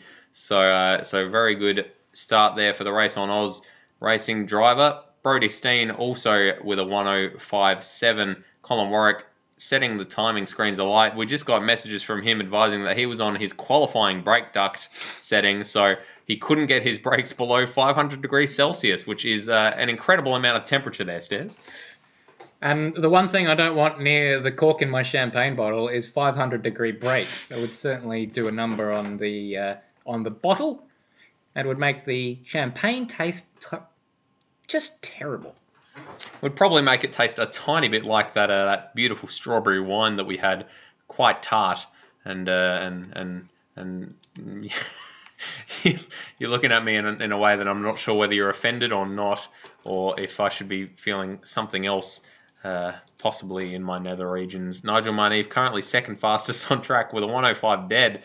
Ethan Warren, however, is the one sitting at the top of the timing screen so far, 104.5. So very good times there and Colin Warwick in second, 104.9. Immediately surpassed by Thomas McMillan in second place.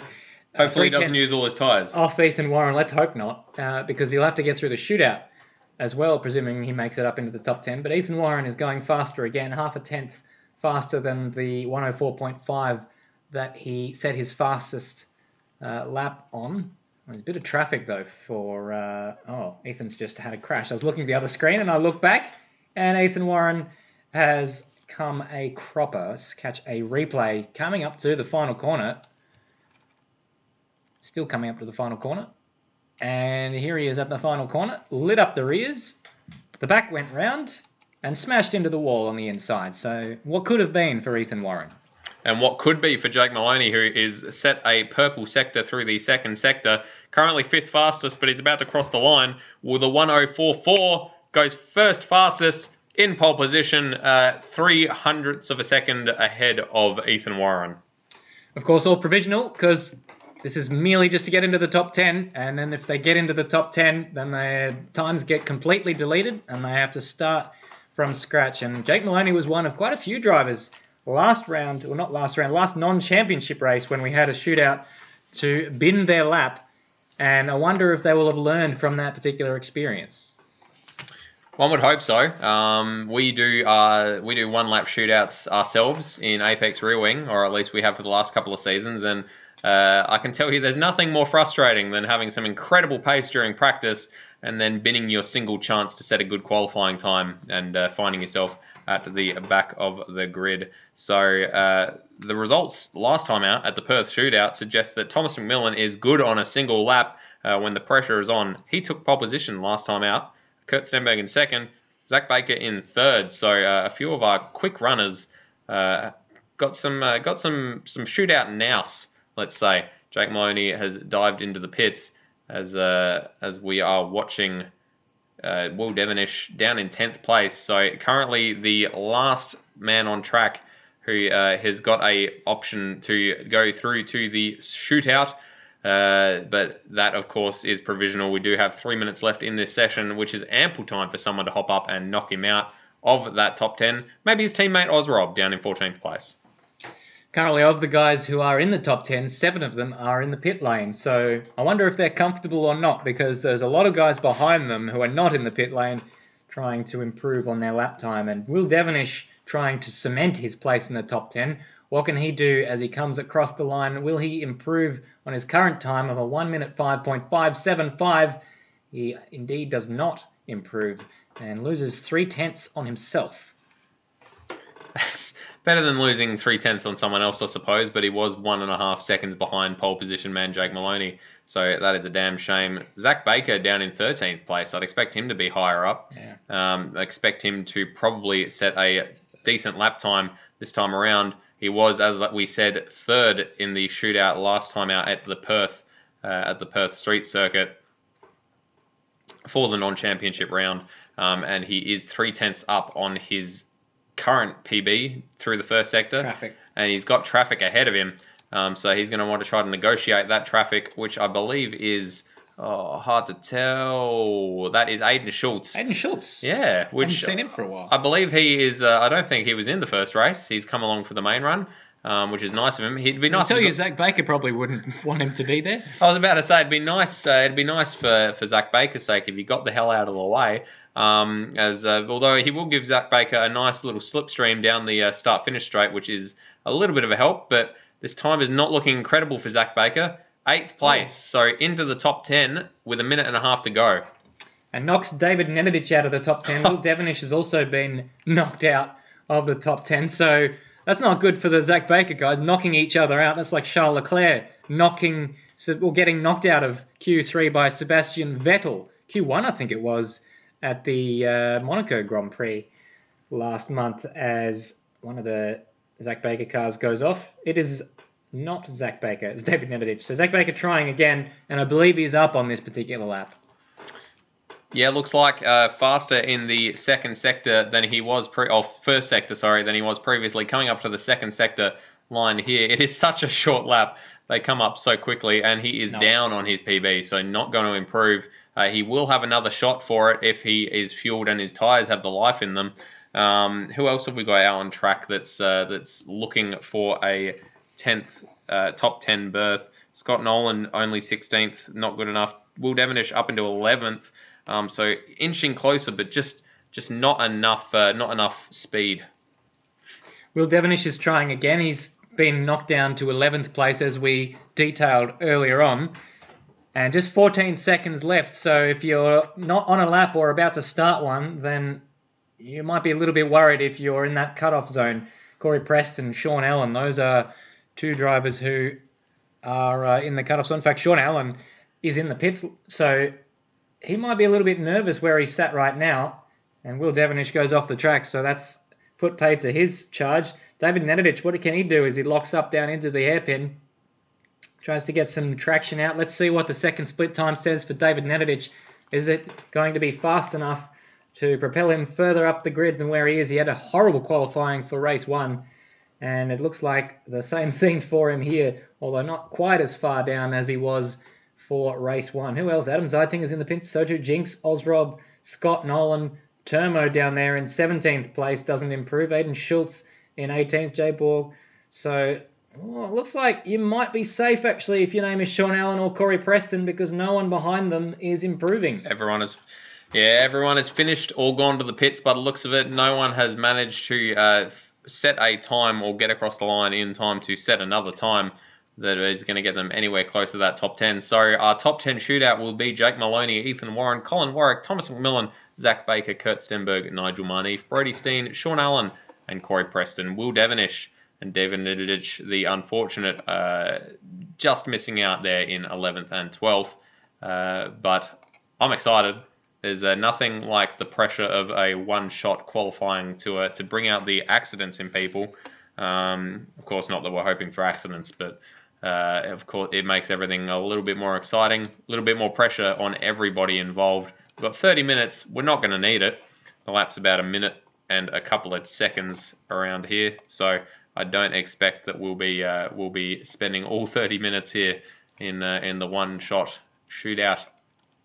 And I believe if we're starting from 10th, first man out is going to be Corey Preston, who was in 10th place.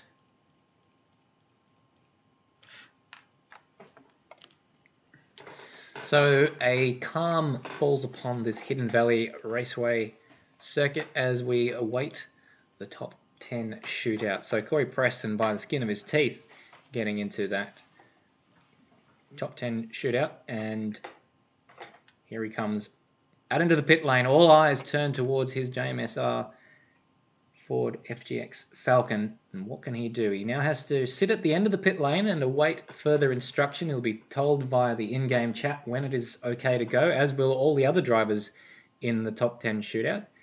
And it'll be nerve-wracking moments for Corey Preston. He was one of the drivers who did the top 10 shootout at the Perth 197.5 last round. It's interesting, quite a few of the drivers who've made it to the top 10 are the same who made it in the top 10 last time, albeit we had less drivers vying for it. So very, very interesting point that. So I guess it's just one of those things where if you've done it before, it makes it a little bit easier to do it again.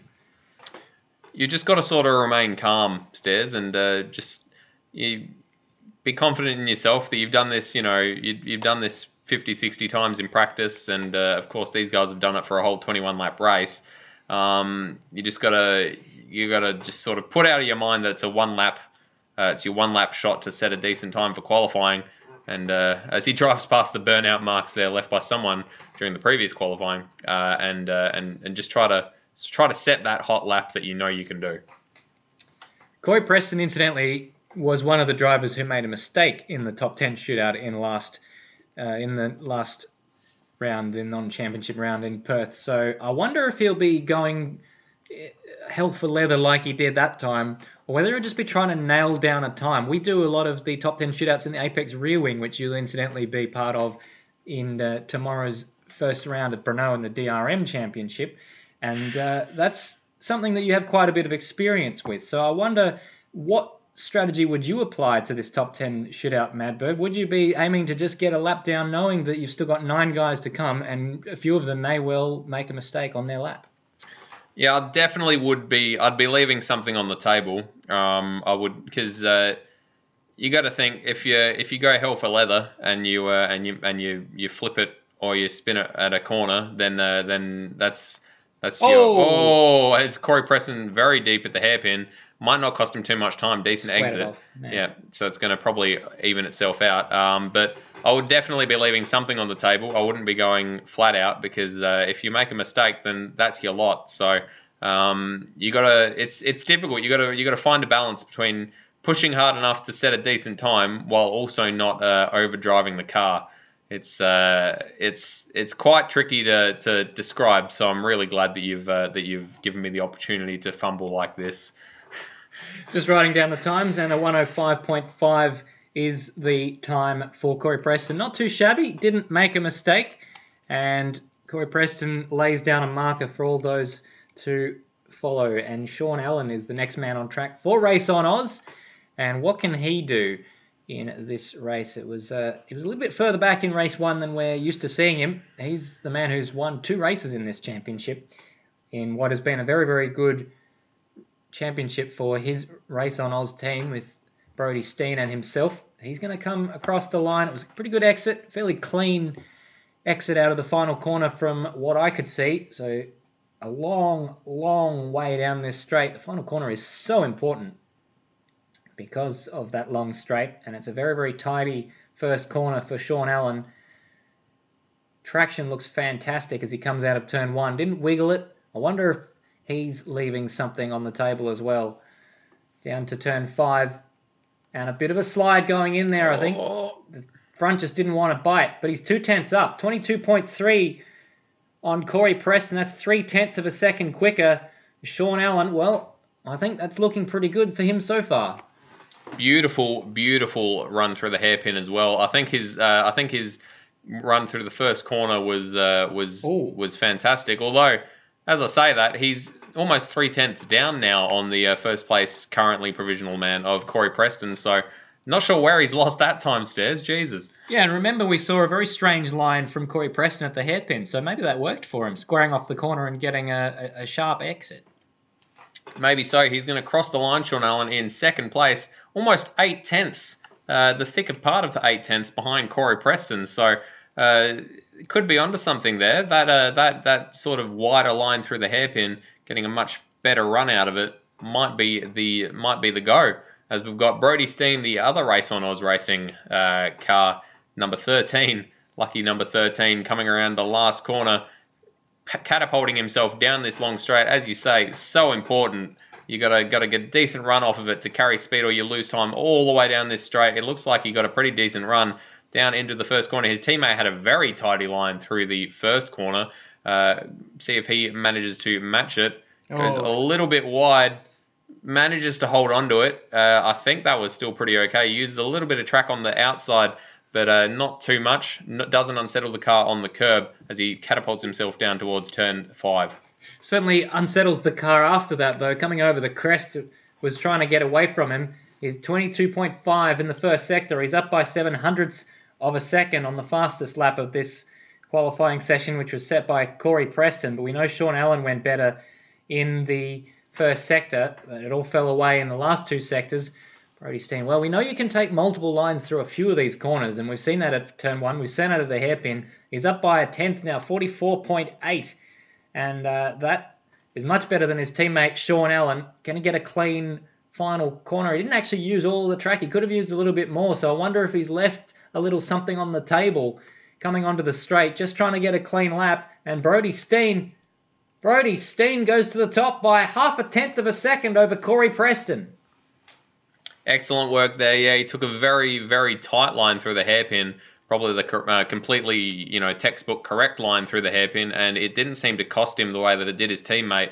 We've got Nigel Marneef here for Team Talent, number 690, in the Nismo Racing Ultima, catapulting himself down towards the first turn. I've said catapulted 3 times now in the last 3 sentences. Time for a new word. It is trebucheting himself into this first corner. Nice and tidy, sticks close to the inside and accelerates on the outside. Line. Good line. Uses a little bit of the outside, not too much, and squirts himself down towards towards turn 5. Good braking, turns in. He's 2/10 down though. I don't know where you lose that amount of time, Stairs. This is such a short lap. Yeah, I thought he was a bit wide at turn 1 and maybe just didn't quite get onto the throttle early enough. It looked clean enough, and he's probably left a little bit of time on the table out of the hairpin. We know that the outside line is pretty gripped up on the exit of the hairpin. We saw that in the race, but he's managed to claw back some time, so he makes a liar of me almost immediately. 44.876 for Nigel Marneef. It all comes down to this final sector. Does he have enough to unseat the provisional pole sitter Brody Steen? He uses a little bit more of the racetrack on the final corner than Brody Steen does, so let's see if that pays him a dividend down this straight. And he is at the top by 1/10 of a second. Nigel Marneef takes provisional pole away from Brody Steen. Absolutely, he does. And we now have Kurt Stenberg, championship protagonist, cotagonist. What's the term for 2 men that you do? I like cotagonist. Cotagonist, because I don't really like. I'm not rooting for either of them particularly. I'm rooting for a good fight. So let's call them cotagonists. Kurt Stenberg. Hashtag cotagonist Kurt Stenberg. Kurt-tagonist Stenberg down into turn 1. As we've said, he built this track. He should definitely know his way around. Did he build it on rock and roll? He built this track on Hidden Valley. Uses a lot of the outside there at the exit of turn 1.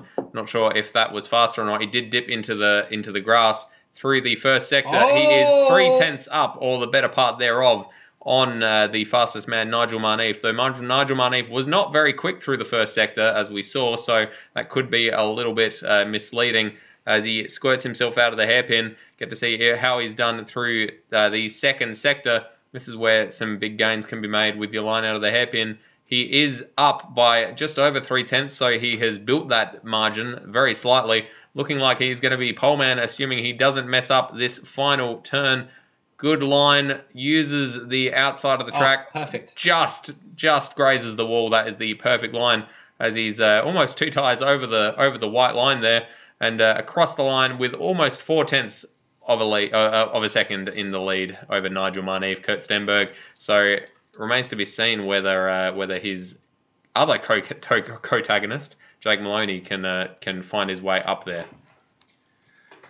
Turning our attention now to the sole Zach Baker racing car in this top 10 shootout, driven by Zach Baker.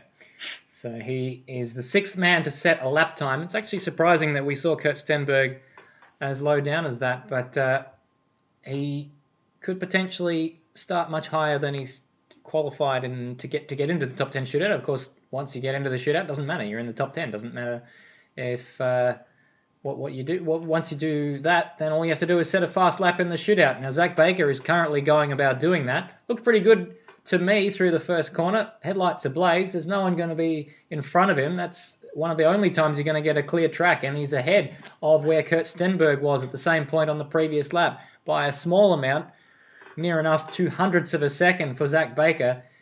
And using all the track on the exit, looks pretty clean from what I can see so far, and may well be a very, very good lap for Zach Baker coming up to the second sector split. And again, the exact same margin that he had at the first split. Zach Baker and Kurt Stenberg do an identical time to the 1,000ths of a second in the middle split. So that's all going to come down to this final split. It looked almost identical out of the final corner that Kurt Stenberg did. So let's see what the time is across the line. He's lost it all in the final sector. It was not much though, 1/2 in it, and Zach Baker is second.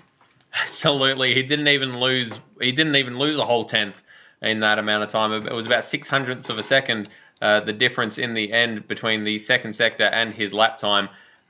We've got Thomas McMillan here for Mega Black Racing. Used up all his tyres in the first race, and hopefully has some tyres left over. This is going to be a longer race, so I hope he's not using his last set here during the one shot as he crosses the line to start his hot lap in that Holden Commodore. So into the first corner using all the track on the outside. Oh! Looks like he's gone deep. No, it's okay. It looks as if he's pulled it up. Wow. That was he's got some incredible brakes on that car. That looked like it was going to go very deep indeed, but he managed to pull it up. Remains to be seen if that's made an effect on his time. Carried more speed into there than Pablo Escobar. Looks as if it's paid dividends as well. Almost 2/10 up on Kurt Stenberg's time through the first sector. Tidy line through the hairpin. Probably a little bit tight on the exit. Could have used a little bit more track, but don't think that'll have cost him too much time as he sweeps down towards the second sector split. He is still up by just over 2/10 of a second, so he's gained a little bit through that middle sector as he's coming down here towards the last corner. This is where it all counts. He's got to get a decent run through it. Looks like a good run. Oh. Beautiful indeed. Just a little bit more towards the center of the track than the last two runners have been, but I don't think it's going to cost him anything as he goes into first. Almost 3/10 of a second. Excellent lap there from Thomas McMillan. 104.7, that's going to be hard to beat. Thomas McMillan, we've seen faster than that in the other qualifying sessions, but it's very, very difficult to do this over one lap. Colin Warwick is going to have a go at it, but what can he do? He was the man who had his qualifying brake ducts set for the race and was dealing with brake temperatures well over 500 degrees for the predominant majority of that race, which went some way to explaining why his race pace wasn't quite what we're used to seeing from him. What can he do coming up to the first sector? It's looked pretty clean from what I've seen of it so far. Coming up 1/10 of a second. That's going to be hard to claw back on this fairly short racetrack. So Thomas McMillan sitting pretty at the moment. Kurt Stenberg, though, will be worried about being split by Colin Warwick. Thomas McMillan is currently on a lap that was about 2/10 of a second faster than what Kurt did to the first sector. It hasn't looked particularly theatrical from Colin Warwick. He was one of the guys who had a mistake in the Perth Super Sprint. Sorry, not the Super Sprint, the Perth 197.5 at the in the shootout for that one. And he hasn't made any such mistakes. It's been a very clean shootout from everyone so far. Not a single mistake there. But he drops down into 4th at the death. So maybe a little bit too circumspect in the final sector for Colin Warwick. And he pays for it. He does indeed. Ethan Warren now the race winner by a comfortable margin in race 1. Down in second place, was pipped by Jake Maloney during the full qualifying session. Doesn't matter though, it all comes down to this. So will he have outright 1 lap pace over Jake Maloney, and will he leave anything on the table? I'm guessing not, knowing the Warrens. They tend to not be very circumspect, to use a word that you just used because it happens to be in my head at this moment in time. With their racing, they go balls to the wall as much as humanly possible. Down towards the first sector, he is up by the barest of margins, 0.08 even of a second ahead of Thomas McMillan's time. Into the hairpin he goes, tidy line, opens up the throttle on the exit. Little bit messy there on the exit, but with that tighter margin in the first sector, I think he might have lost out here. He hasn't. Ooh. He's built his margin up to half a tenth. 48 hundredths of a second there for Ethan Warren. 48 thousandths. 48 thousandths. Do apologise. Into the last corner he goes. Takes all the track he possibly can and a tiny bit of grass to go with it. Down towards the line. Almost scraping that wall as he dives up into the first place by 0.2 of a second. All gained in that last sector. Goodness me. Well, that is going to be hard to beat. That was about as good as any lap he's put together all throughout this qualifying session as we try and find Jake Maloney. Where is Jake Maloney? Who's supposed to be about to start his lap. Is he on the track? He's not in the server.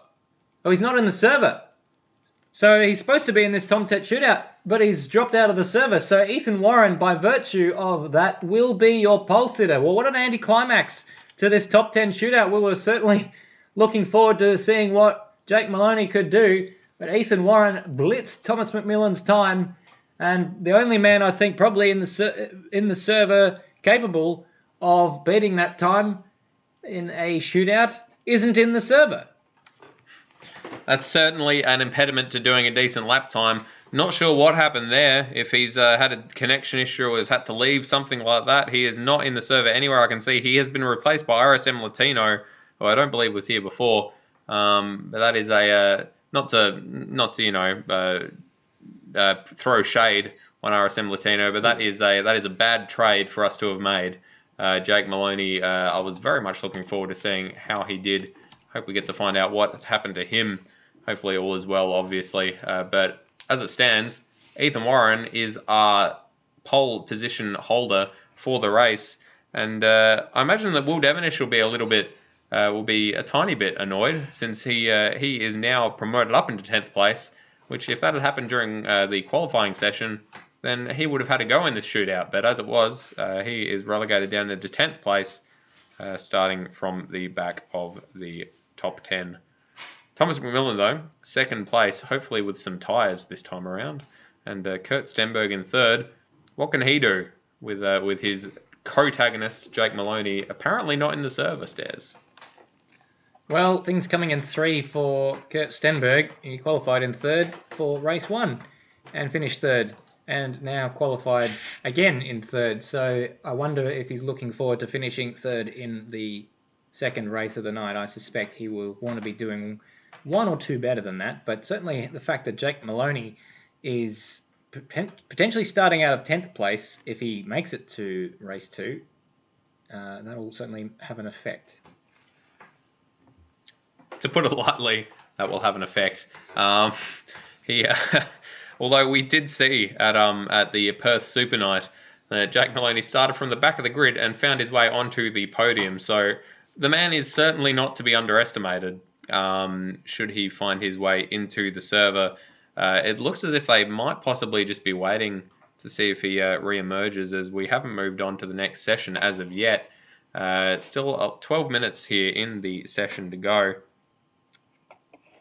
But no sign of the championship protagonist as of yet, which I'm sure Kurt Stenberg is probably simultaneously crossing his fingers that he doesn't show up, but also, sort of hoping you don't want to retake the championship lead based off of something like that.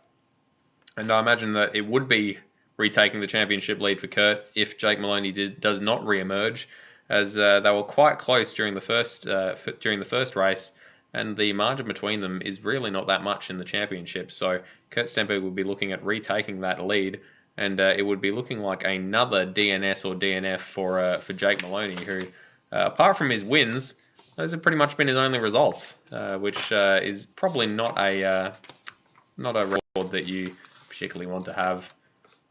10.5 minutes remaining in the session. Not sure how much longer we're going to let this roll on for, unless possibly the admins know something we don't and know that Jake Maloney is in the offing, which is an odd thing to say about a person, but regardless, I have said it. Well, we've got a little bit of time here. Just gonna give a quick plug. Make sure you come along youtube.com/c/Apex Rear Wing tomorrow night around this time. We will be in the midst of the first round of our Deutsch Rennsportmeisterschaft, or DRM 70s DRM series. So make sure you come along to see us screaming as we're trying to wrangle cars with 1,000 horsepower, but 4 doors. Thank you for that, and I can't wait to call the action for the DRM Championship starting tomorrow night on the Apex Rear Wing channel. While you were doing that, I've just been digging through the rulebook to try and see if I can find any precedent for this, because as we know, during normal qualifying sessions, if any driver were to drop out of the server midway through the qualifying, they will not be allowed to rejoin. Now, I was trying to see if that applied to the shootout procedure, because of course it is a different type of qualifying session. No such rule specifically about that, but there is a line in the rules that says that if a driver does not start his outlap within a reasonable time, he'll be unable to take part in the shootout. Now, for me, I feel like a reasonable time has elapsed for Jake Maloney. The fact that he's not in the session it means that he probably won't be able to, and we've just got confirmation through from admins. They're sorting out the grid before the warm-ups, so that is confirmation now that Jake Maloney has not taken part in this qualifying session and will not. And a shout out to Frag11 in the live chat, who says, Apex Rear Wing, an old friend of Madbird and myself, and a pleasure to have you watching the broadcast, and hope all is well in your life. Yeah, for sure. Fraggles, hello, my friend. Come back and race with us sometime. We do miss you. Looks as if we're just sorting out the grid, so we should be underway in the not too distant future. This might be a good opportunity for a quick little pit stop, Stairs. Absolutely. Don't go anywhere. We'll be right back, and all the action from race 2 is just around the corner. That was quite rapey. I don't know how long that break is. Do you need to pee as well? No, I'm good. If it gets to the end, just go hit the F9 break. Yep, I got you.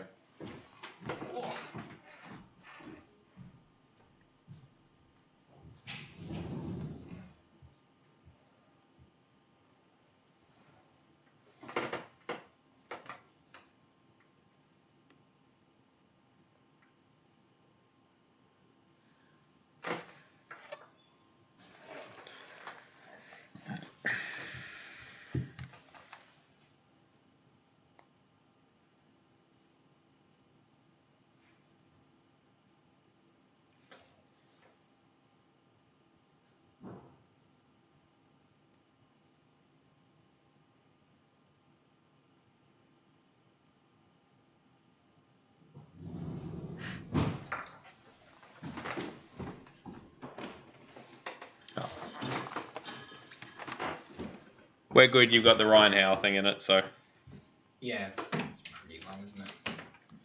nice stinger for the. I don't know if stinger is the term for the DRMs. Oh yeah, that one. Sorry. Is that Rhodes in the green shirt in that particular clip? Yes, it is. It looked like him. Ahead of schedule, so I thought I'd have it ready in advance For the first time this season, they've been ahead of schedule with something. Oh, that's good because it's a longer schedule tonight. So Wonder how Frag found it. Unless he's got us liked on Facebook, maybe. I can never remember his real name. Slack? Nah. Oh, Drew Heron. Drew Heron, yeah, because he never came across from. Oh, did he like Apex Rear Wing on the Facebook? Facebook, maybe? Yeah, possibly.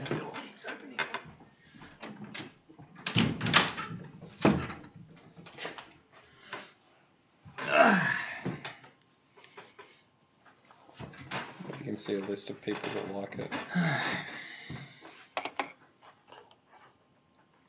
feel like I'm forgetting something. It's weird. That thing was fluctuating wildly. The bit rate was distracting me, and it looked really shit on there. But I looked on the TV, and it was fine. Oh, it looks fine, yeah.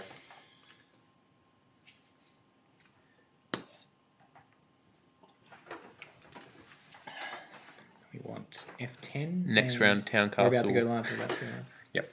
10 and F13. Welcome back, everyone, to round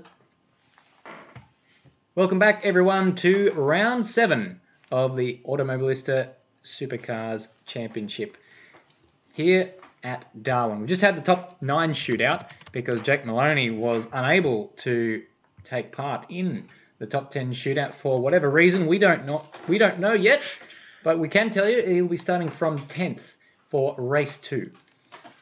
You weren't here for it, Stairs, but I was here for the Perth Super Night round where he started from the back of the grid in 23rd or 24th place and managed to find himself on the 3rd step of the podium by the end of the race. So starting from 10th, I'm quite scared for what he's able to do. He didn't have the pace in the first race to pull that gap down on Ethan Warren, who managed to win by a couple of seconds.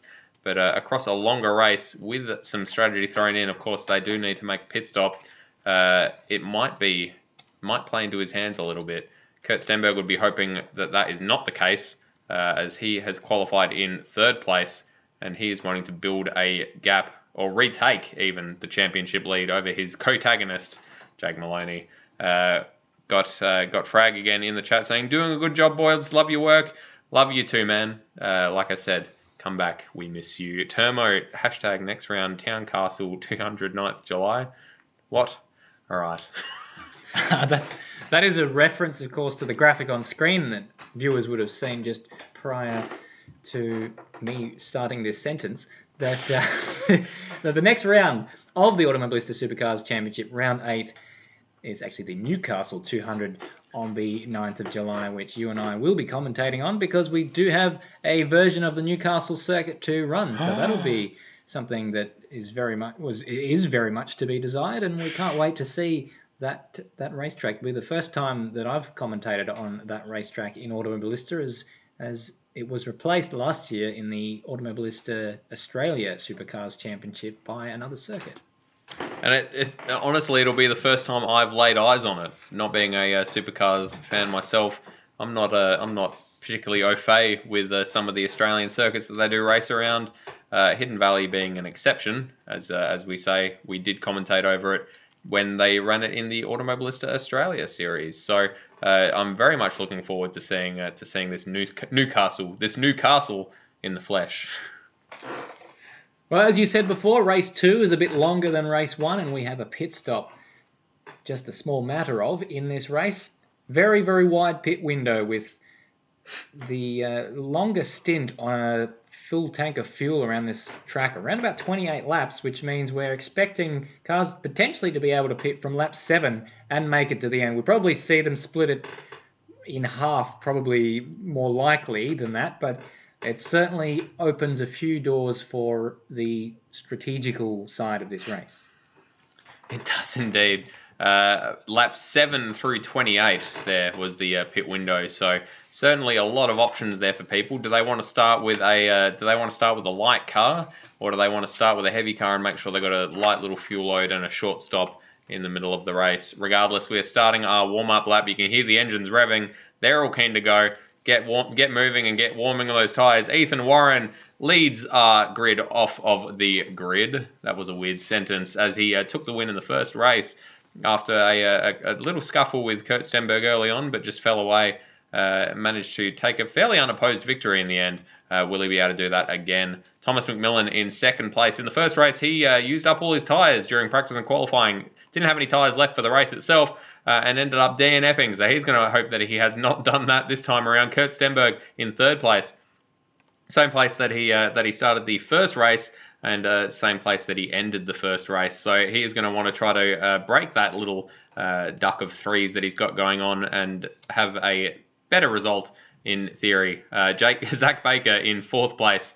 Colin Warwick in fifth after a very good tussle with that man ahead of him, Zach Baker, and that man behind him, Nigel Marneef and Brody Steen in the first race. Corey Preston in eighth after a decent showing in the first race. Sean Allen, the other race on Oz Racer, in ninth place. Jake Maloney, after missing out on the shootout, starts from 10th. That is not where he is going to remain, though. That man is going to shoot up the order very quick, I imagine. Will Devonish missing out for the Wall Race Engineering on the shootout. Unfortunate for him.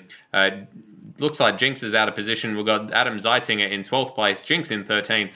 Ozrob, the other Race Engineering car, down in 14th. Scott Nolan in 15th. Termo, the promotee from Super 2, up in 16th place. As Aiden Schultz is taking all the track to try to warm his tyres up. Jay Borg and Matt Lepoidovan as the last man on track after an unfortunate first race. Had a couple of drive-through penalties.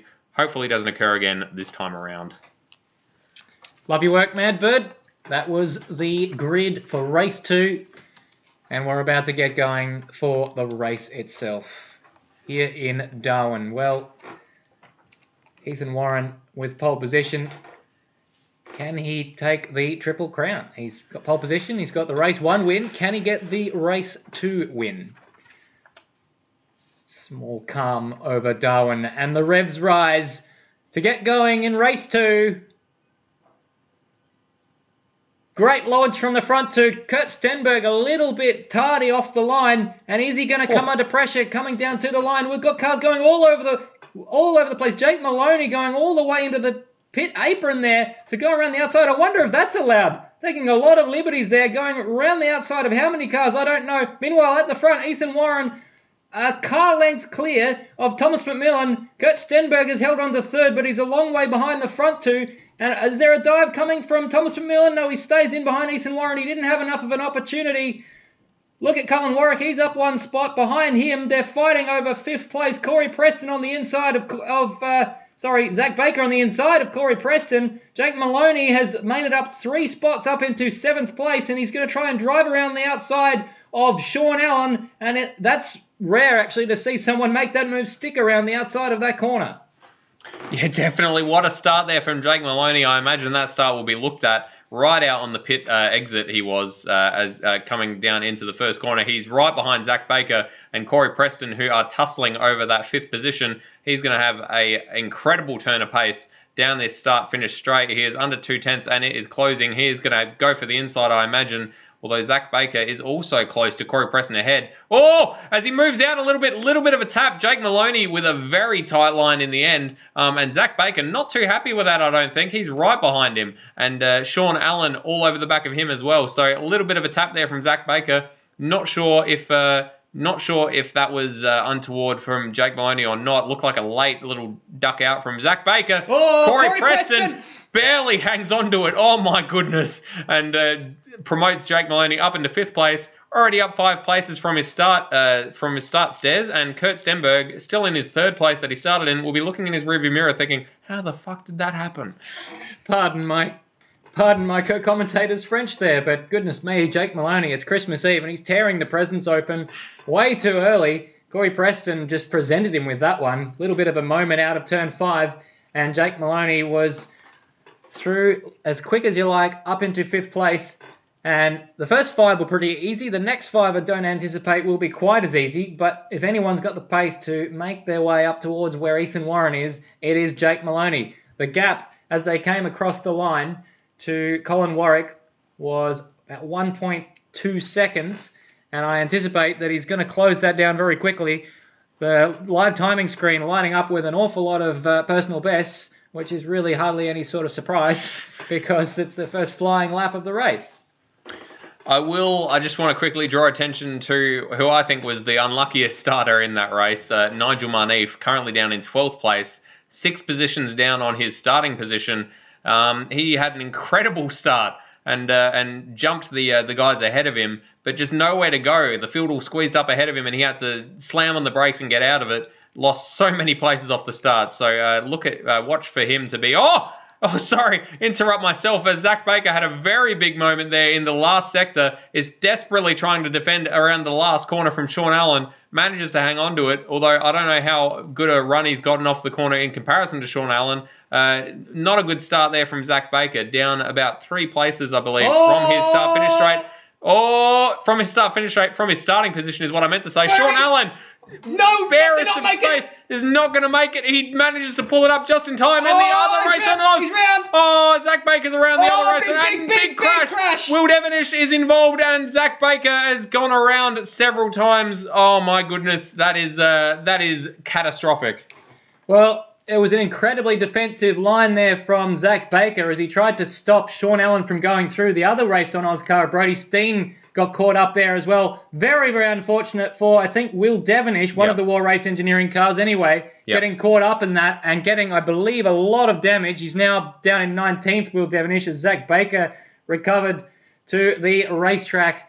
And, he might need a wash because he's not covered himself with glory. Absolutely. He has not covered himself in any kind of glory. Currently in 18th place, second only in last, in the sense of being last to Will Devonish, who, as you said, currently running last on track in 19th position.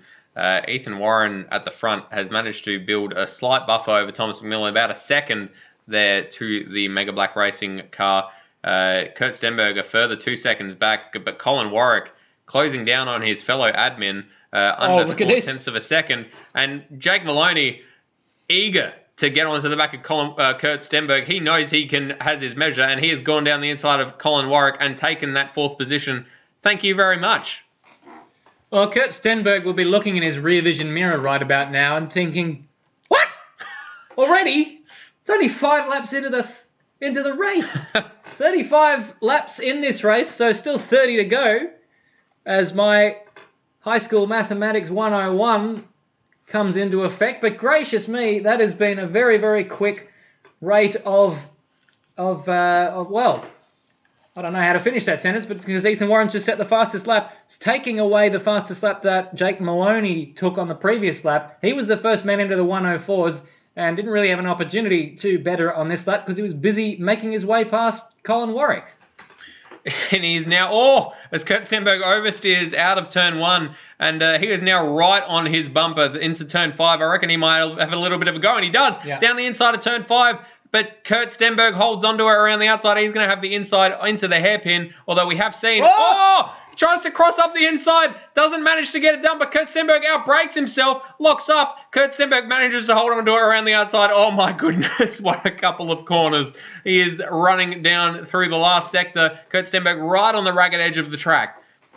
These two are fighting over the championship right now. Jake Maloney leads the championship. Kurt Stenberg is trying to claw back points, but he wasn't equal to the task in race 1. He built this racetrack, Kurt Stenberg. Jake Maloney, though, is faster around this racetrack right now than Kurt Stenberg. Can he get past Kurt Stenberg before the end of this race? My money would have to be on him right now because he's going down the inside at turn 1. Kurt Stenberg sees him coming and he's taking the wider line around the outside. Seemingly enough grip there to hold on, and that gives him the inside down to turn 5 as they go side by side through this harem-scarem part of the racetrack. Jake Maloney all over the curb, outbraking Kurt Stenberg quite a lot, but then going a little bit wide, but enough to get him the inside into the hairpin. Kurt Stenberg will try and drive around the outside. No, he's not going to be able to do that. Tries to switch back, but Jake Maloney is just too good. He is so fast around this racetrack, and I think if anything racier in this race than he was in race 1. He's come into this race angry, I think. He missed out on the shootout. That was almost a carbon copy of what must have been around this lap in the first race. Jake Maloney and Kurt Stenberg side by side through sectors 1 and 2 until that hairpin, and just Jake Maloney managed to hang on to that inside gets himself onto the outside of turn 5, and then it turns into the inside of the hairpin. Kurt Stenberg, though, is within touching distance. He's going to have a go down into turn 1, but he just breaks a little bit too early and just doesn't give himself the opportunity. Slides a little, but manages to hold onto it. He is right on the back of Jake Maloney. Might be able to have a go down into turn 5. He's managed to match him for pace out of turn 1. And my goodness, this little wiggly section through into turn 5, he holds right onto the back of Jake Maloney's bumper. Jake is going to be all over the inside of this hairpin, and Kurt just outbraking himself, locking up into that hairpin. He did that all through race 1, and he's done it so far all through race 2, and he loses all of his traction and just can't get the tires to bite into that corner. I don't know if it's something to do with his setup, but you would expect him to know how to set it up. We keep setting him up to knock him down, saying he built this track, he should know how to race it. But at the moment, he's been shown how to race it by both Jake Maloney, Thomas McMillan, and not to forget Ethan Warren, who currently has a 3.5 second lead over Thomas McMillan. Well, I certainly wouldn't say that Jake Maloney being quicker than Kurt Stenberg is paying any disrespect to Kurt Stenberg as well. He's an incredibly fast peddler, and that is no mean feat. Now, Thomas McMillan has had a pretty scruffy middle sector on the previous lap, dropped 7/10 to Ethan Warren, and that gap now out to 3.5 seconds. Jake Maloney's catching up to Thomas at a fair old rate of knots now. So let's have a look at the previous lap time for Jake Maloney. 105.0. Look at that one from Thomas McMillan. 106.3. Not only has he dropped a second and a half to Ethan Warren, he's dropped a second and a half to Jake Maloney. So we're going to see a change of position for second place in a very short amount of time if that continues. Yeah, he's eating into that margin. It is now under 1 second, thereabouts on 1 second. Kurt Stenberg remaining in... just gets a terrible run through the last corner there. Oversteers a tiny bit on the entry, and that is completely messed up his run down the start-finish straight. He is now almost 2 seconds behind Jake Maloney. I don't want to count him out, but I would say that is Kurt Stenberg spoken for the time being. Now, just a quick mention to some of these guys who've been the big movers in this race. Jinx, in his first drive as a non-wildcard in this championship, up 5 spots from where he started, up into 9th place. So great job from him. Scott Nolan, the other one I wanted to pay tribute to. He had a pretty poor qualifying session, but he's up into 11th place, also up 5 spots from where he started. And he's just ever so slightly ahead of Adam Zeitinger and Oz Rob. So a number of guys there doing a good job at the moment.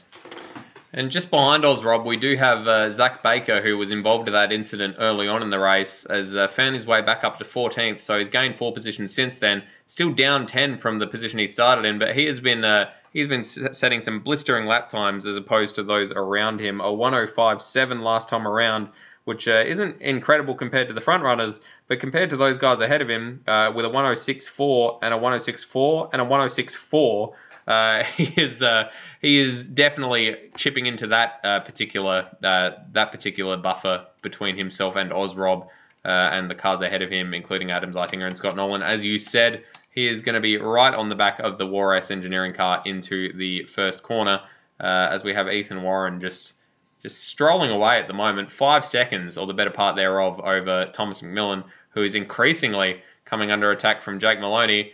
0.3 of a second, Stairs.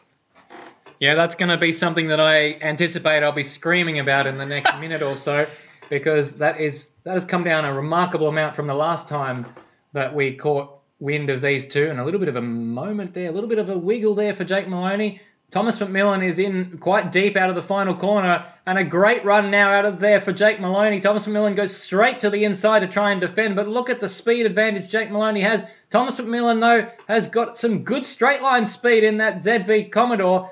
As they go down the straight, Thomas McMillan is going to have to be the master of the late breakers to get around the outside of Thomas McMillan. But that's what he did in race 1. But Thomas McMillan just edges away through the exit of the corner. And Jake Maloney doesn't have any overlap. He'll try. Is he going to dive down? It's not the done thing. He seems to just sort of sneak up on the cars, drive around the outside of them, and all of a sudden you're like, oh, I guess I better yield that position.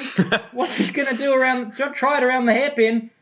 And on the curb, that Thomas McMillan, that may well be the moment that he lost second place in this race because he just had to get out of the throttle momentarily and they go side by side through the final sector. Gracious me, that was a big moment there for Jake Maloney. He had to get out of the throttle. He's going to have to try again.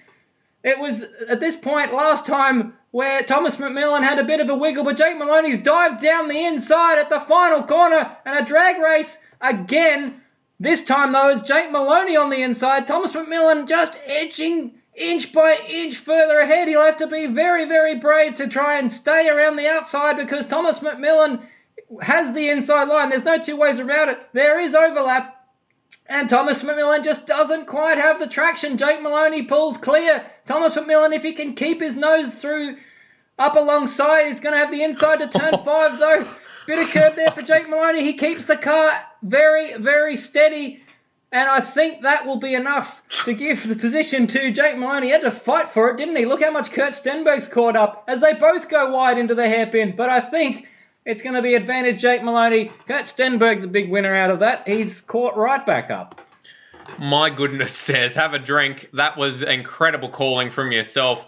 Side by side for the better part of 2 laps there between Jake Maloney and Thomas McMillan, but Thomas McMillan having to yield that position in the end. Kurt Stenberg within a second now of Thomas McMillan, so he's pulling himself back up onto that podium position at the moment, trying to get that job done over Thomas McMillan, but Thomas is going to have a slipstream behind Jake Maloney. Don't think he's going to be close enough. In fact, definitely is not going to be close enough to have a go into the first corner. But just Jake Maloney he always tries to go for that outside position around turn 5.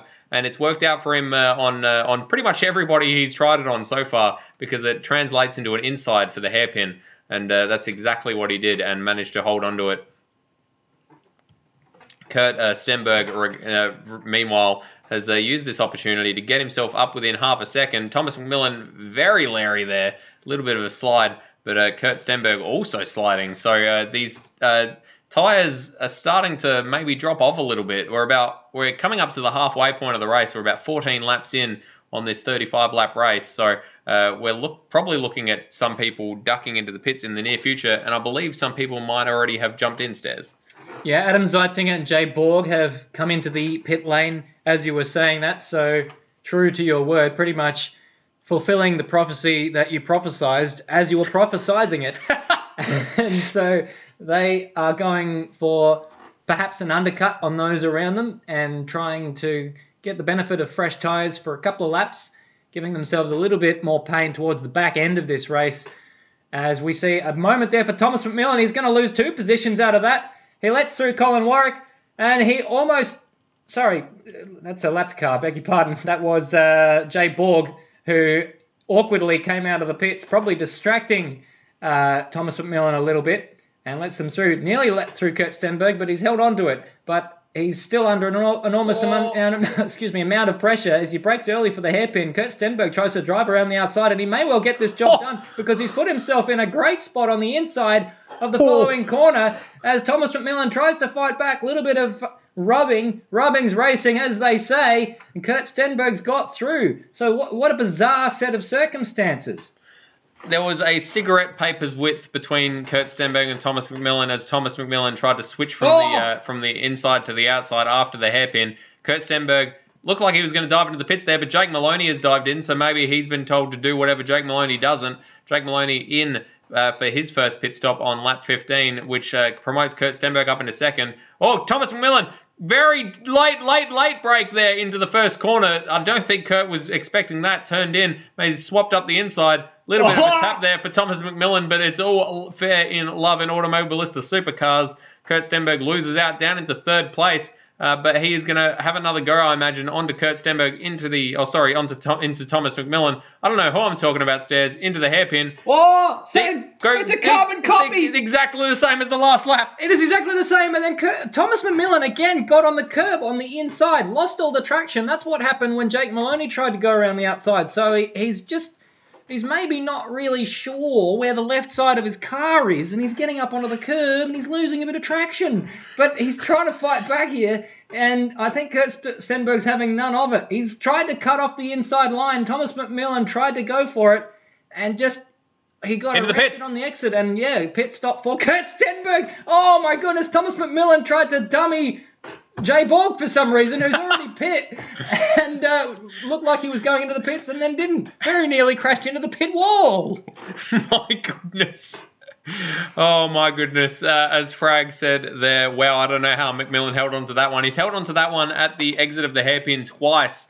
Once when Jake Maloney managed to find his way past, and the second time when Kurt Stenberg's managed to find his way past. Jake Maloney, as it happens, is coming around the last corner in 15th place. Kurt Stenberg currently trundling down the exit of the pits.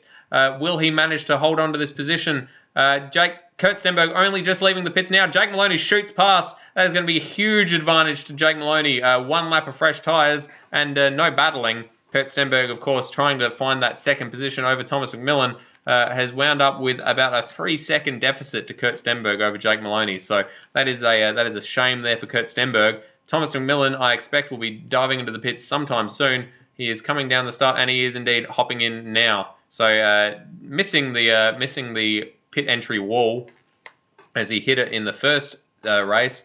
We'll see if he holds on to the second position over Kurt Stenberg through the pit stops. Also into the pit lane is Corey Preston and Jinx. And while you were talking, we also saw pit stops from Will Devonish and Sean Allen. So write that down in your notebooks because I'm not going to say it again. So that was a quick pit stop there for Thomas McMillan. It was. He must have pretty much filled up for the entire race. Has he, though? We did see previously at Winton, heartbreakingly, found himself off the podium. As he is currently looking at the moment. Oh, it's so close. Kurt Stenberg manages to hold on to that position over Thomas McMillan through the pit stops. But you're correct with your screaming. It is incredibly close. After a brief recess, the battle between Kurt Stenberg and Thomas McMillan will now resume. Ding, ding, ding, ding. Ding, ding. Round 2. Kurt Stenberg now ahead of Thomas McMillan. When we last left this battle, it was Thomas McMillan ahead of Kurt Stenberg. So we'll see if Thomas has the pace to come back at Kurt with some fresh tyres. Kurt, of his course, has fresh tyres himself. They're currently in 9th and 10th. Don't forget that there are plenty of people ahead of him who haven't pit. I'm looking at you, Termo, Matt Lepoitovan, Aidan Schultz, Brody Steen, who is currently in the pits, and Colin Warwick, who is also currently in the pits. Oh, Colin Warwick and Brody Steen have had an accident in the pits. They have crashed into each other, which has turned Brody Steen around a little bit and has slowed Colin Warwick's exit of the pits down rather significantly. Looks as if Brody Steen's pit box happened to be directly in front of his, and so he's pulled into it. And just as he's come to a stop, Colin Warwick slammed into him. So it's a bit of an unsafe release, I would expect. I'm not sure if that's something that they actually look for in this, but to go back to something that we all care about, Thomas McMillan is 4/10 currently behind Kurt Stenberg, and that gap has not changed over the last lap. So, and they're coming up to some lap traffic. Well, not lap traffic, but Termo has not pit yet, but is definitely not on pace with these two men. They're coming up to him, and he might have an effect on this little battle as Jake Maloney's trying to overtake Matt Lepoitovan.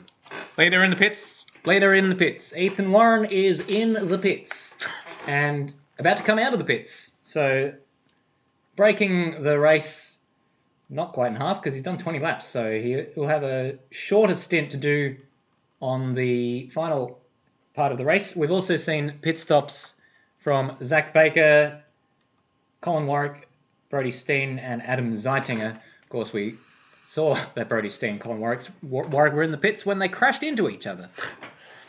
Zach Baker also in the pits has found his way up into 8th place, although that might change, and indeed it does, down into 9th place as someone flies past him. Oh, now 10th place, now 11th place. I'm going to stop listing numbers. Regardless, he has found his way up from the 18th place he was in previously in the race. Thomas McMillan still on the back of Kurt Stenberg. This battle is going to be a watching brief for us, I believe, as we ring the bell, ding ding. Jake Maloney sort of checking out ahead, about 7 seconds behind Ethan Warren. Ethan Warren, a huge gain during those pit stops, with Jake Maloney only a couple of seconds over Matt Lepoitovan, who obviously is still yet to pit. Yeah, but put a bookmark, though, on that gap between Ethan Warren and Jake Maloney. 6 seconds. That's coming down, I think. And I think Ethan Warren is going to have Jake Maloney on the back of him by the end of this race. One of the Penrite cars coming in. Is that Jay Borg again? We wait to see it come up on our live timing screen, incidentally. All the live timing can be RSM Clan AU. What are we looking at, Madbird? Thomas McMillan, not sure if he outbroke himself or nearly hit Kurt Stenberg, but there was a big wiggle as Thomas McMillan came down the start-finish straight right behind Kurt Stenberg. I don't know if Kurt broke when he wasn't expecting it or something like that, but it almost wound up in a horrible accident.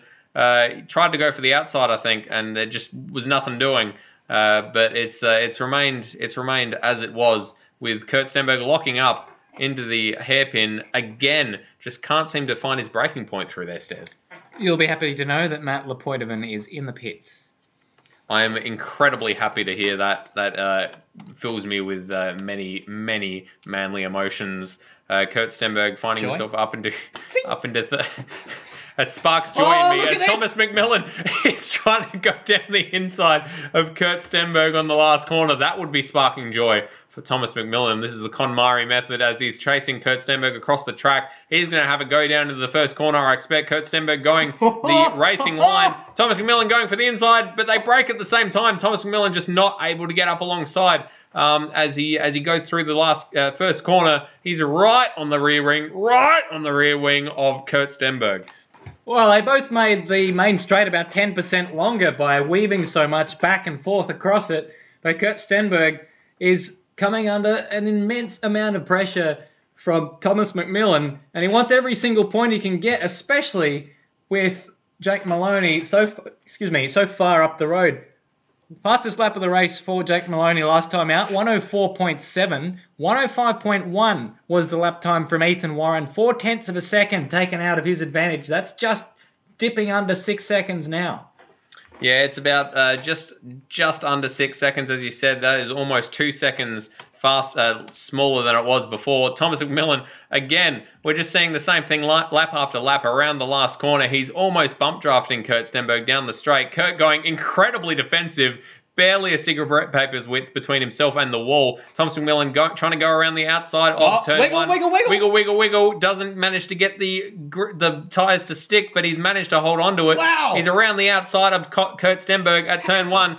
Kurt is going to, if he manages to hold on to this, which he hasn't, Kurt Stenberg's he lost the time through the first corner. He's going to have a dive down the inside. Not close enough, but Thomas McMillan has a little catch on the brakes. Kurt Stenberg back through into third place. Thomas McMillan going to go down the inside. Kurt Stenberg trying to go around the outside. Thomas McMillan not strong here on the inside, but he's managed to hold on to it this time. Kurt Stenberg's going to have the inside for the next corner. Turn 7. He does a little bit of a bump.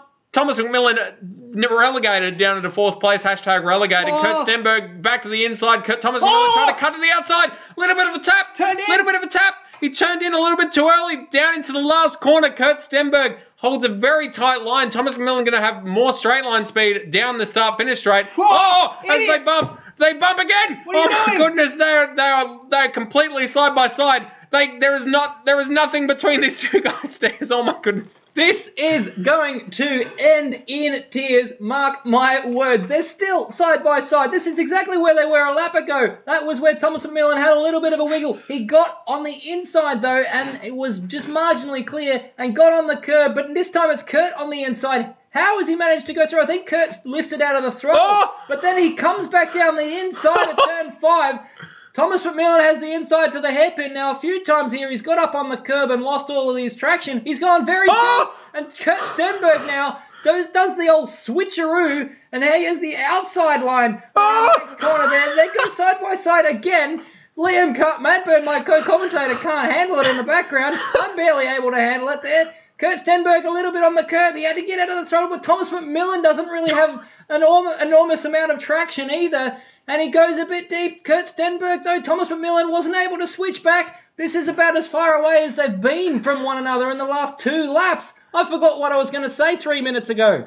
Tap out, Stairs. I did the last lap. You did that one. I'll do this one. Oh, my goodness. This is incredibly close. Thomas McMillan going for the inside. He's going to have a dive down the inside. It's just not close enough. He's not going to be able to hang on to it. Or is he? He's holding on to it down the inside. Kurt Stenberg around the outside, which turns into the inside for the 5th corner. Thomas McMillan. I can't even names at the moment. Thomas McMillan having to duck behind Kurt Stenberg.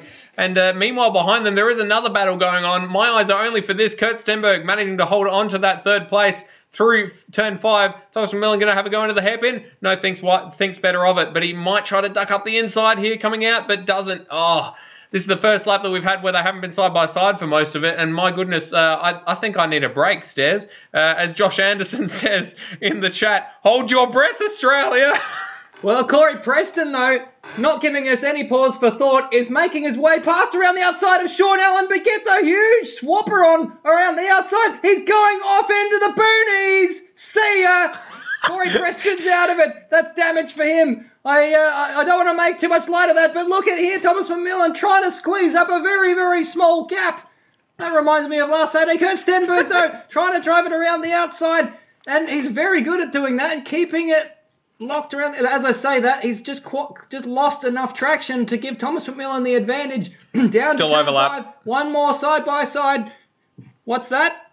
I said there's still overlap between them, and Kurt Stenberg down the inside at turn 5, managing to hold on to it. Thomas McMillan tries to swap up the outside for the hairpin, tries to swap around to the inside for the hairpin. Kurt Stenberg outbreaks himself. Saw him coming. He gave him the gap. Gave him space, but Kurt Stenberg with a better run around the outside of the hairpin. We've seen that through qualifying and the race before, that the better line seems to be wide through the hairpin. Thomas McMillan on the outside through the last sector. Kurt Stenberg going incredibly tight. He's going to have to take a very tight line through the last corner, which is going to give him much slower straight line speed down the start-finish straight. Thomas McMillan with a slipstream as well, Stairs. Oh, my goodness. This may well be how it goes until the end of the race. Let's watch how they are across the line. It was Kurt Stenberg still in the lead. That may well be the kind of strategy like a Moto3 race that you have to employ to win this battle, because no one seems to be able to break away from the other. It's going to finish like this, or it's going to end in tears for one of them. Now, Thomas McMillan, round the outside of turn 1, all the way through down to the valley, up to turn 5. Thomas McMillan gets a huge wiggle on, thought he was clear, but somehow still gets it stopped for the corner without letting Kurt Stenberg through. Kurt's going to go down the inside of the hairpin. That was pretty much par for the course. Outbreaks himself. Thomas McMillan gets loses the rear end. And he's gone all the way across the infield. He's going to lose a number of positions here, and that has put paid to that battle. What I said has come to fruition. It's ended in tears for one of them, and he's going to rejoin ahead of Adam Zeitinger, I believe that is, down in 7th place. What disaster for Thomas McMillan, but take your hat off. You've given us one hell of a show. Oh, my goodness. I think I'm on one hand, I'm upset that that's happened. Poor Thomas McMillan down 5 places now in 7th place. But at the same time, I think my throat at the end of the day is going to be quite happy about it, because I think I was honestly losing my voice. We've had some incredible comments here in the chat of people along with us. It looks as if not Kurt Stenberg, Colin Warwick and Sean Allen incredibly close for 4th place. Colin Warwick very wide through the first corner. Sean Allen trying to get up closer. Colin Warwick with a little lock up there through turn 5, but looks like he's got the margin into the hairpin, manages to hold on to it, and but Sean Allen is all over the back of him through that hairpin, and on the exit he is under half a second. This is going to be very close down the start-finish straight. Just to finish my thought, as Colin Warwick dips a tyre on the grass, manages to hold on to it. Just to finish my thought, my goodness, that was an incredible few laps. I think I know what my Instagram highlight's going to be this week. It was very hard for me to cut down the highlights of the last round into something approaching 3 minutes. It's going to be even harder to do it again. But let's take a quick stock take before anything else happens of what's going on in this race. Ethan Warren has a 5-second advantage over Jake Maloney. It's coming down, but I don't think it's coming down fast enough. And I say that with my hand firmly touched on the wood for Ethan Warren. That I don't think that it's going to come down fast enough for Jake Maloney to put Ethan Warren under too much pressure. Kurt Stenberg's in a fairly lonely old 3rd place right now. Colin Warwick is now coming under pressure from a very aggressive Sean Allen, who barges his way past into 5th. Flashes the lights. Place. Yeah, I think let's have a look at a replay of that.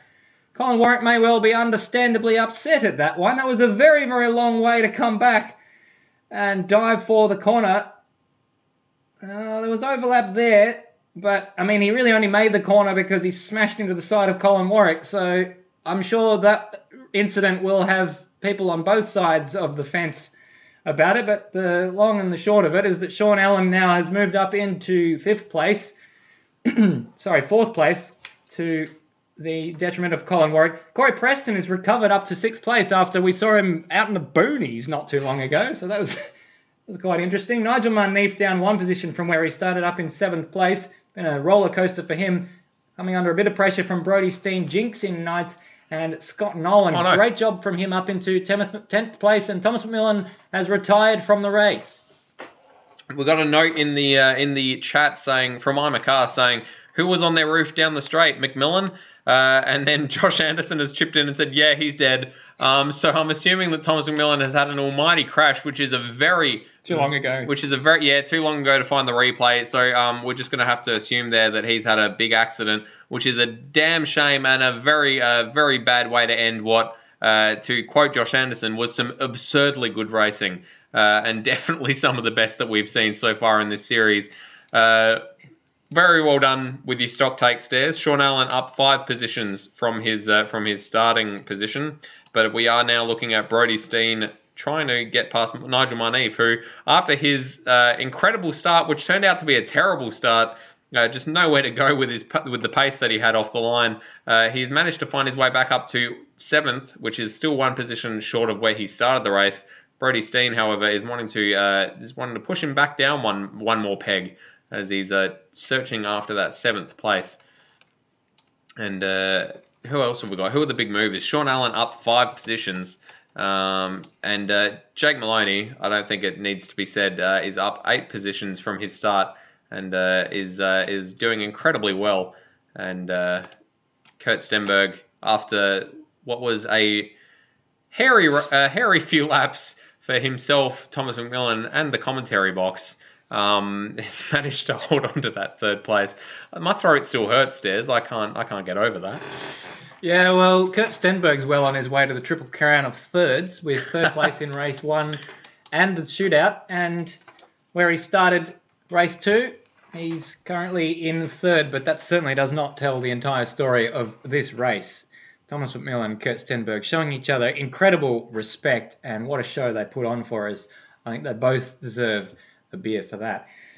So Sean Allen, as you said before, up 5 spots, probably would have been, I think, preferably 4 spots from Colin Warwick's point of view after he barged through at turn 5 a couple of laps ago. I just want to spend a bit more time talking about Jinx. This is his first time not as a wild card, as I said earlier on in this category, and doing a great job. Top 10 from him. Not under any sort of pressure at the moment, but just 3 laps to go and a very, very decent haul of points for him. So we welcome him with open arms to the category, and a good livery design on that car, I should say. And Scott Nolan, good to see him back in the top 10 as well, flying the flag for Synergy Sim Racing, which unfortunately has been a bit underrepresented in recent rounds. It's good to see them back, and I'd like to see them do well. Yeah, the only Synergy Sim Racing car currently in this particular race. As Scott Nolan goes very, very, very wide through the last sector. Managed to save it. Hashtag saved it. Like Bob Ross. Fantastic. Let's move on. I was going to say something. It's completely gone. No, that's fine. I was just going to say, I can't believe that we're on lap 33 of 35, Stairs. That middle stint after the pit stops just absolutely flew by. I'm overtaken with amazement. But Brodie Steen is putting the pressure on Nigel Marneef, and they're both locking up into the hairpin. Yeah, it's not over yet. There's still the very small matter of 7th place to be decided.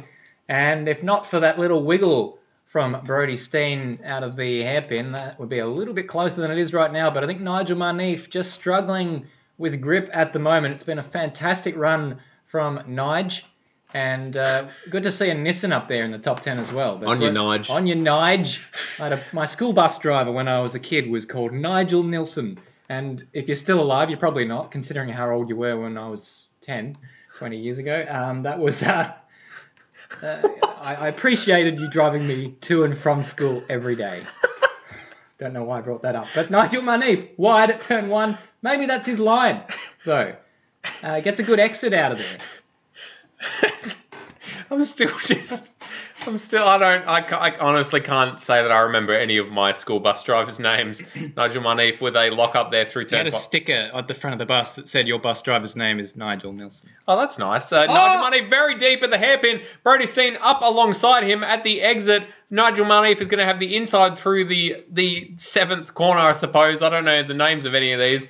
As they're heading down towards the start-finish straight, it is now under turn 7. Cool, that's what it's called. As they're coming down towards the final corner. Don't know if that's got a name. Probably the final Turn corner. 14. Turn 14. As they come around that corner, Nigel Monteith seems to have a better run through it. Brody Steen with a very tight line, which is not going to help his straight line speed. Trying to get a slipstream on the back of Nigel Monteith down into turn 1. I don't think he's going to be able to get it done. As we've got Frag showing his sympathy in the chat, #RipNige. And we've got Mr. Walshy asking, what sort of shifter is Jinx using? Not sure. No, I don't know that particular thing, but what I do know is that Ethan Warren is about to come across the line to complete the Triple Crown, in fact. After My goodness. claiming pole position in both races, he is now the race winner in Darwin and emulates the real-life achievements of Scott McLaughlin in claiming the Triple Crown ahead of Jake Maloney, who finishes 2nd in both races, and Kurt Stenberg, who finishes 3rd in both races. But by Jove, we had a very different script to get to both of those results, and in essentially in quite quiet form, Kurt Stenberg comes across the line, considering what sort of a race that was. Sean Allen in 4th, ahead of Colin Warwick, finishing 5th. A little bit less trouble on his brakes that time. Corey Preston finishes in 6th place, ahead of Nigel Monteith. So he holds out Brody Steen in the end. And what was the margin? We'll have a look at that in a moment. Jinx finishes in 9th place, and Scott Nolan rounds out the top 10, although not exactly that close. Not exactly that comfortable, as Aiden Schultz caught up in the final moments of the race. Yeah, it was, as you said, same results, but quite a different story there for Kurt Stenberg in particular, but definitely also Jake Maloney fighting his way up from 10th place. Kurt Stenberg, quite a lonely race in the in race 1. Fought off Thomas McMillan's charge, and then just sort of poodled home in 3rd place in the first race. In the second race, it was almost like one of those horrible Christmases where your entire family rocks up out of nowhere and you were not expecting it, and they just won't go away. To probably give Thomas McMillan not enough credit. I love that analogy. For the incredible racing that we were shown between Kurt Stenberg and Thomas McMillan. Thomas McMillan, unfortunately, not getting any share of the biscuits. 19th position and a DNF on lap, I want to say, I'm not even sure, but regardless, deserved a better result than a DNF. 27, lap 27, he crashed out, as we've got the 1st, 2nd and 3rd position runners forming up on the pit straight. Beautiful shot there. And Ethan brings a tear to the eye. Does bring a tear to the eye. Ethan Warren there, surrounded by our protagonists, Jake Maloney and Kurt Stenberg. My goodness, Des, I think we both need a breath. Oh, there's a wheel. What's going on there? I suppose we should investigate the cause of that. What happened? A wheel has come...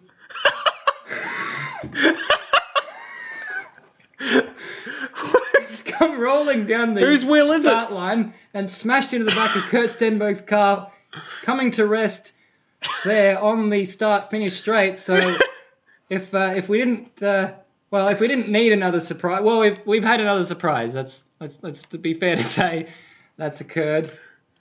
But more celebrations, of course, from the front two, as Ethan Warren and Kurt Stenberg have a bit of an 11s competition, which is quite comfortably won by Ethan Warren, who's riding a very, very long 11s, and great job from him. Richly deserved.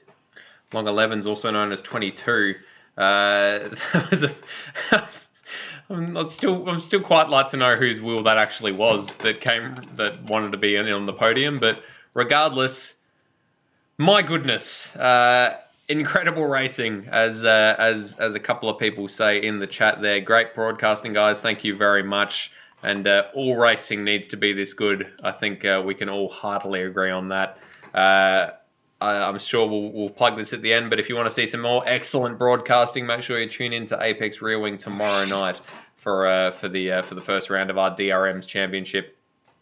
Yes, I can't wait. I hope my voice backs up for tomorrow night. But great gracious me, if I was a bit worried tonight, tomorrow night's going to be interesting with those turbo-powered monsters. We're going to take a short break because we need a break, frankly, to prepare to have a chat to some of the drivers in that race, in both of those races, because, well, I think we just need to congratulate them on giving us such a fantastic show. So don't go anywhere. We will be right back. Holy fucking shit. Oh, my goodness. I didn't think we could top last week. Last round, yeah. Last round, fuck.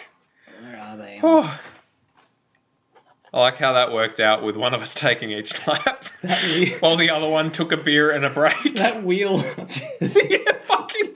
It was perfect. Oh, fuck. Oh, fuck. I desperately need a slash, so you cover the first. Yeah. Oh. My goodness. Oh.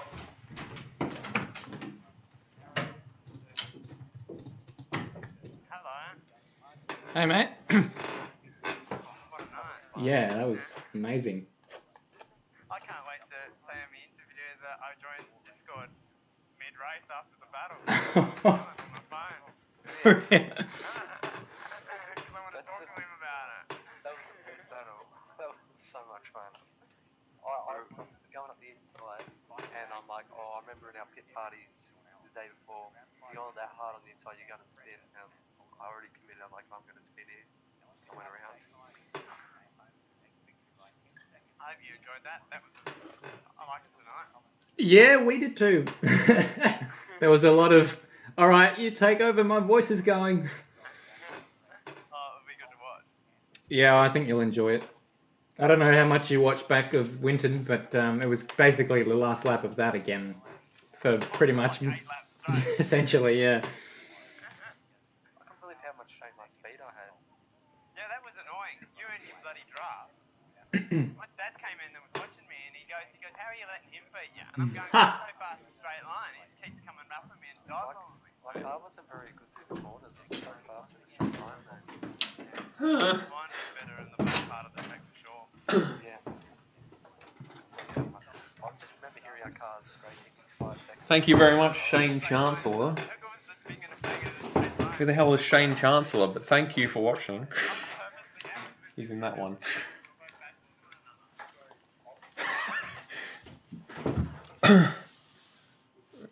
My goodness.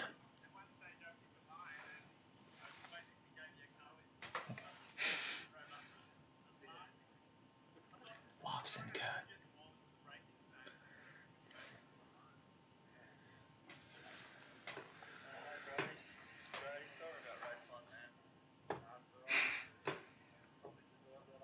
Where have I been? Thanks. Stairs just farted. I forgot that, like, I'm the one wearing the noise-cancelling headphones. I'm the one that can't hear the fart.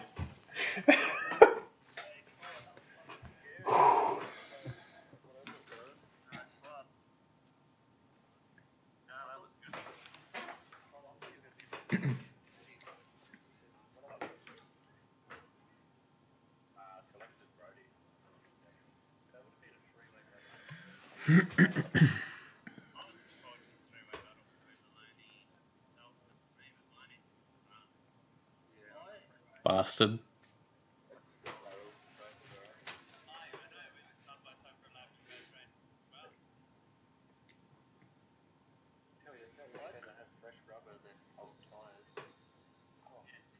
We're going live pretty soon, guys. In about 5 seconds.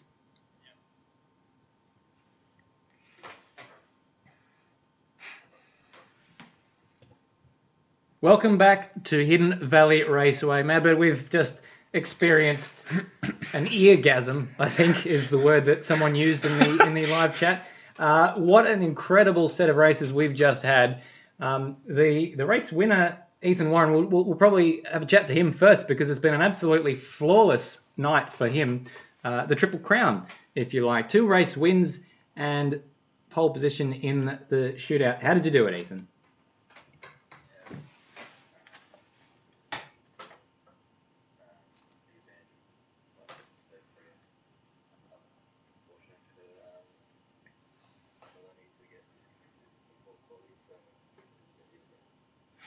You just seem to have the pace over him, though. Like that, even after the pit stops, Jake didn't seem to have the pace to reel you in. You just sort of seemed to be strolling away at the front.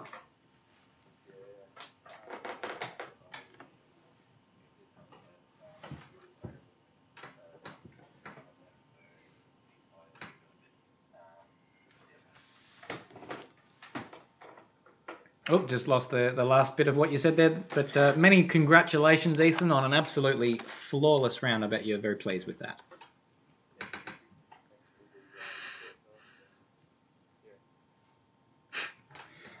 Very much so.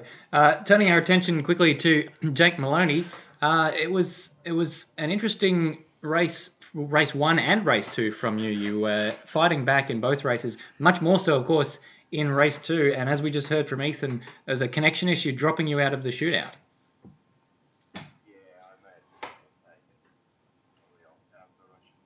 Uh-huh.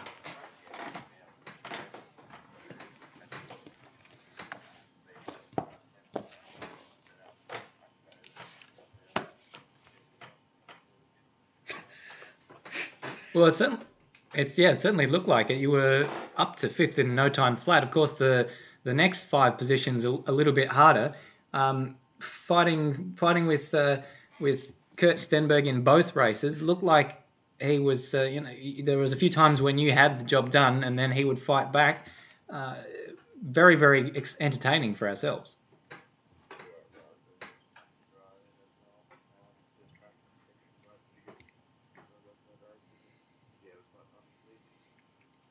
And it must be satisfying. You've finished ahead of your closest championship rival in both races, so extending the lead at the top of the championship a little bit further.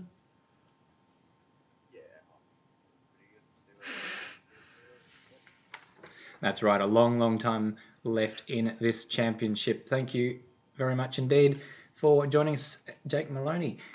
Let's turn our attention to Kurt Stenberg and Thomas McMillan, if we can. I think the battle of race 2, at least, side by side for pretty much, 4 laps? I want to say 8 laps. I don't know. It was a very, very long battle. Who wants to go first?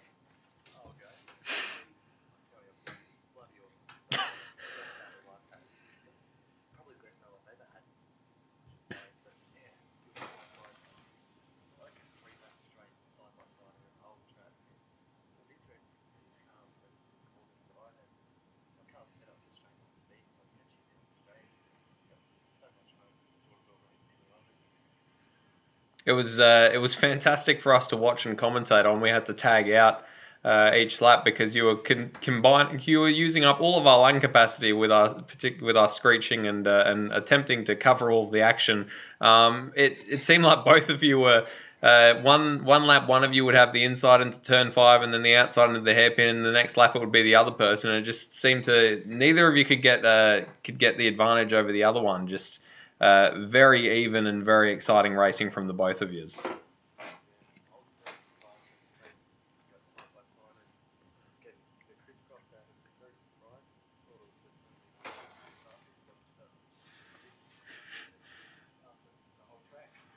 That's my takeaway, is that the entire track seems to be an overtaking opportunity. Do we have Kurt Stenberg in the comm box to have a chat as well? How did you find the battle there with Mr. McMillan?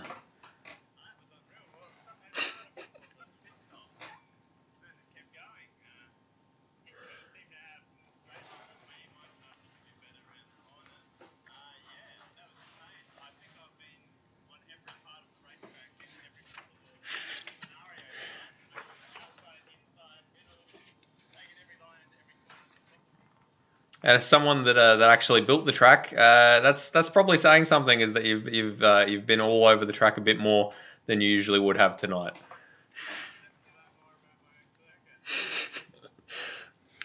Excuse me, fantastic. Well, very surprising then that you were able to get third place in all of the sessions that counted, the shootout and both races. You probably wouldn't have thought that when you're in the middle of these battles. Both races very, very different for you. But the long and the short of it, you end up with the same position in each session.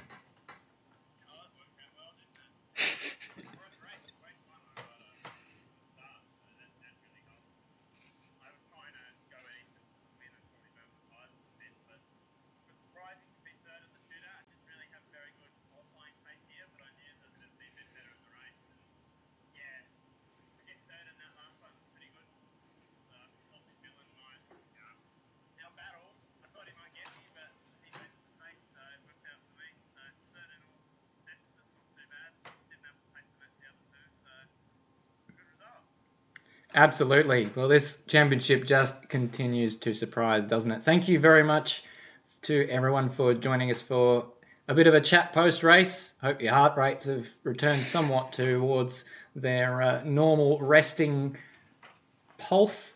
We're about out of time. Don't forget to chuck the Newcastle 200 in your calendar if you enjoyed that one. 3 weeks' time, Tuesday the 9th of July. But if you can't wait that long for your next fix of racing, Apex Reeling's brand new season kicks off tomorrow night at the Brno Circuit in the crazy turbocharged German DRM monsters. Matt Dunlop will be joining me in commentary for that one, starting at 8:45 p.m. Eastern tomorrow night. Just search Apex Reeling on YouTube, Facebook, Instagram for all the details. And Madbird, you'll be on track for that one. Looking forward to it?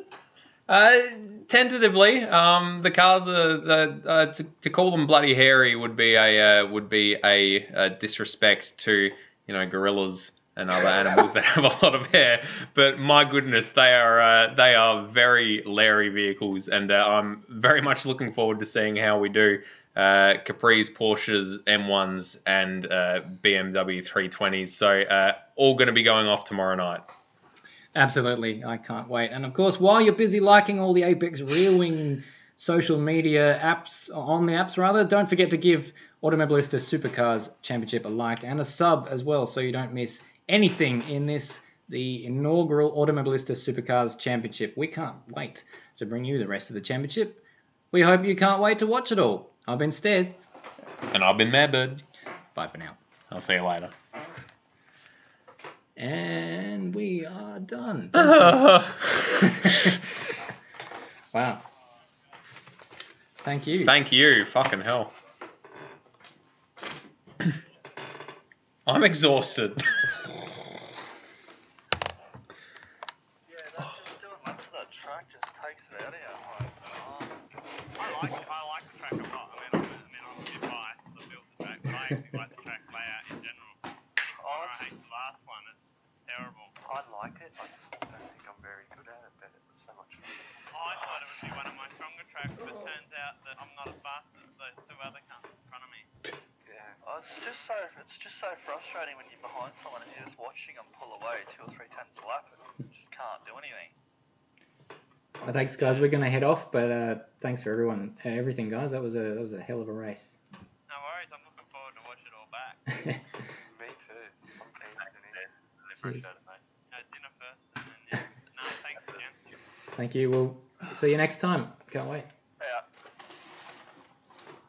Holy hell. Holy hell. Well, thank you for joining us on the other stream. What do we got coming to Bend in 2 weeks? Oh, yes. That is coming up. Are you coming to that? What?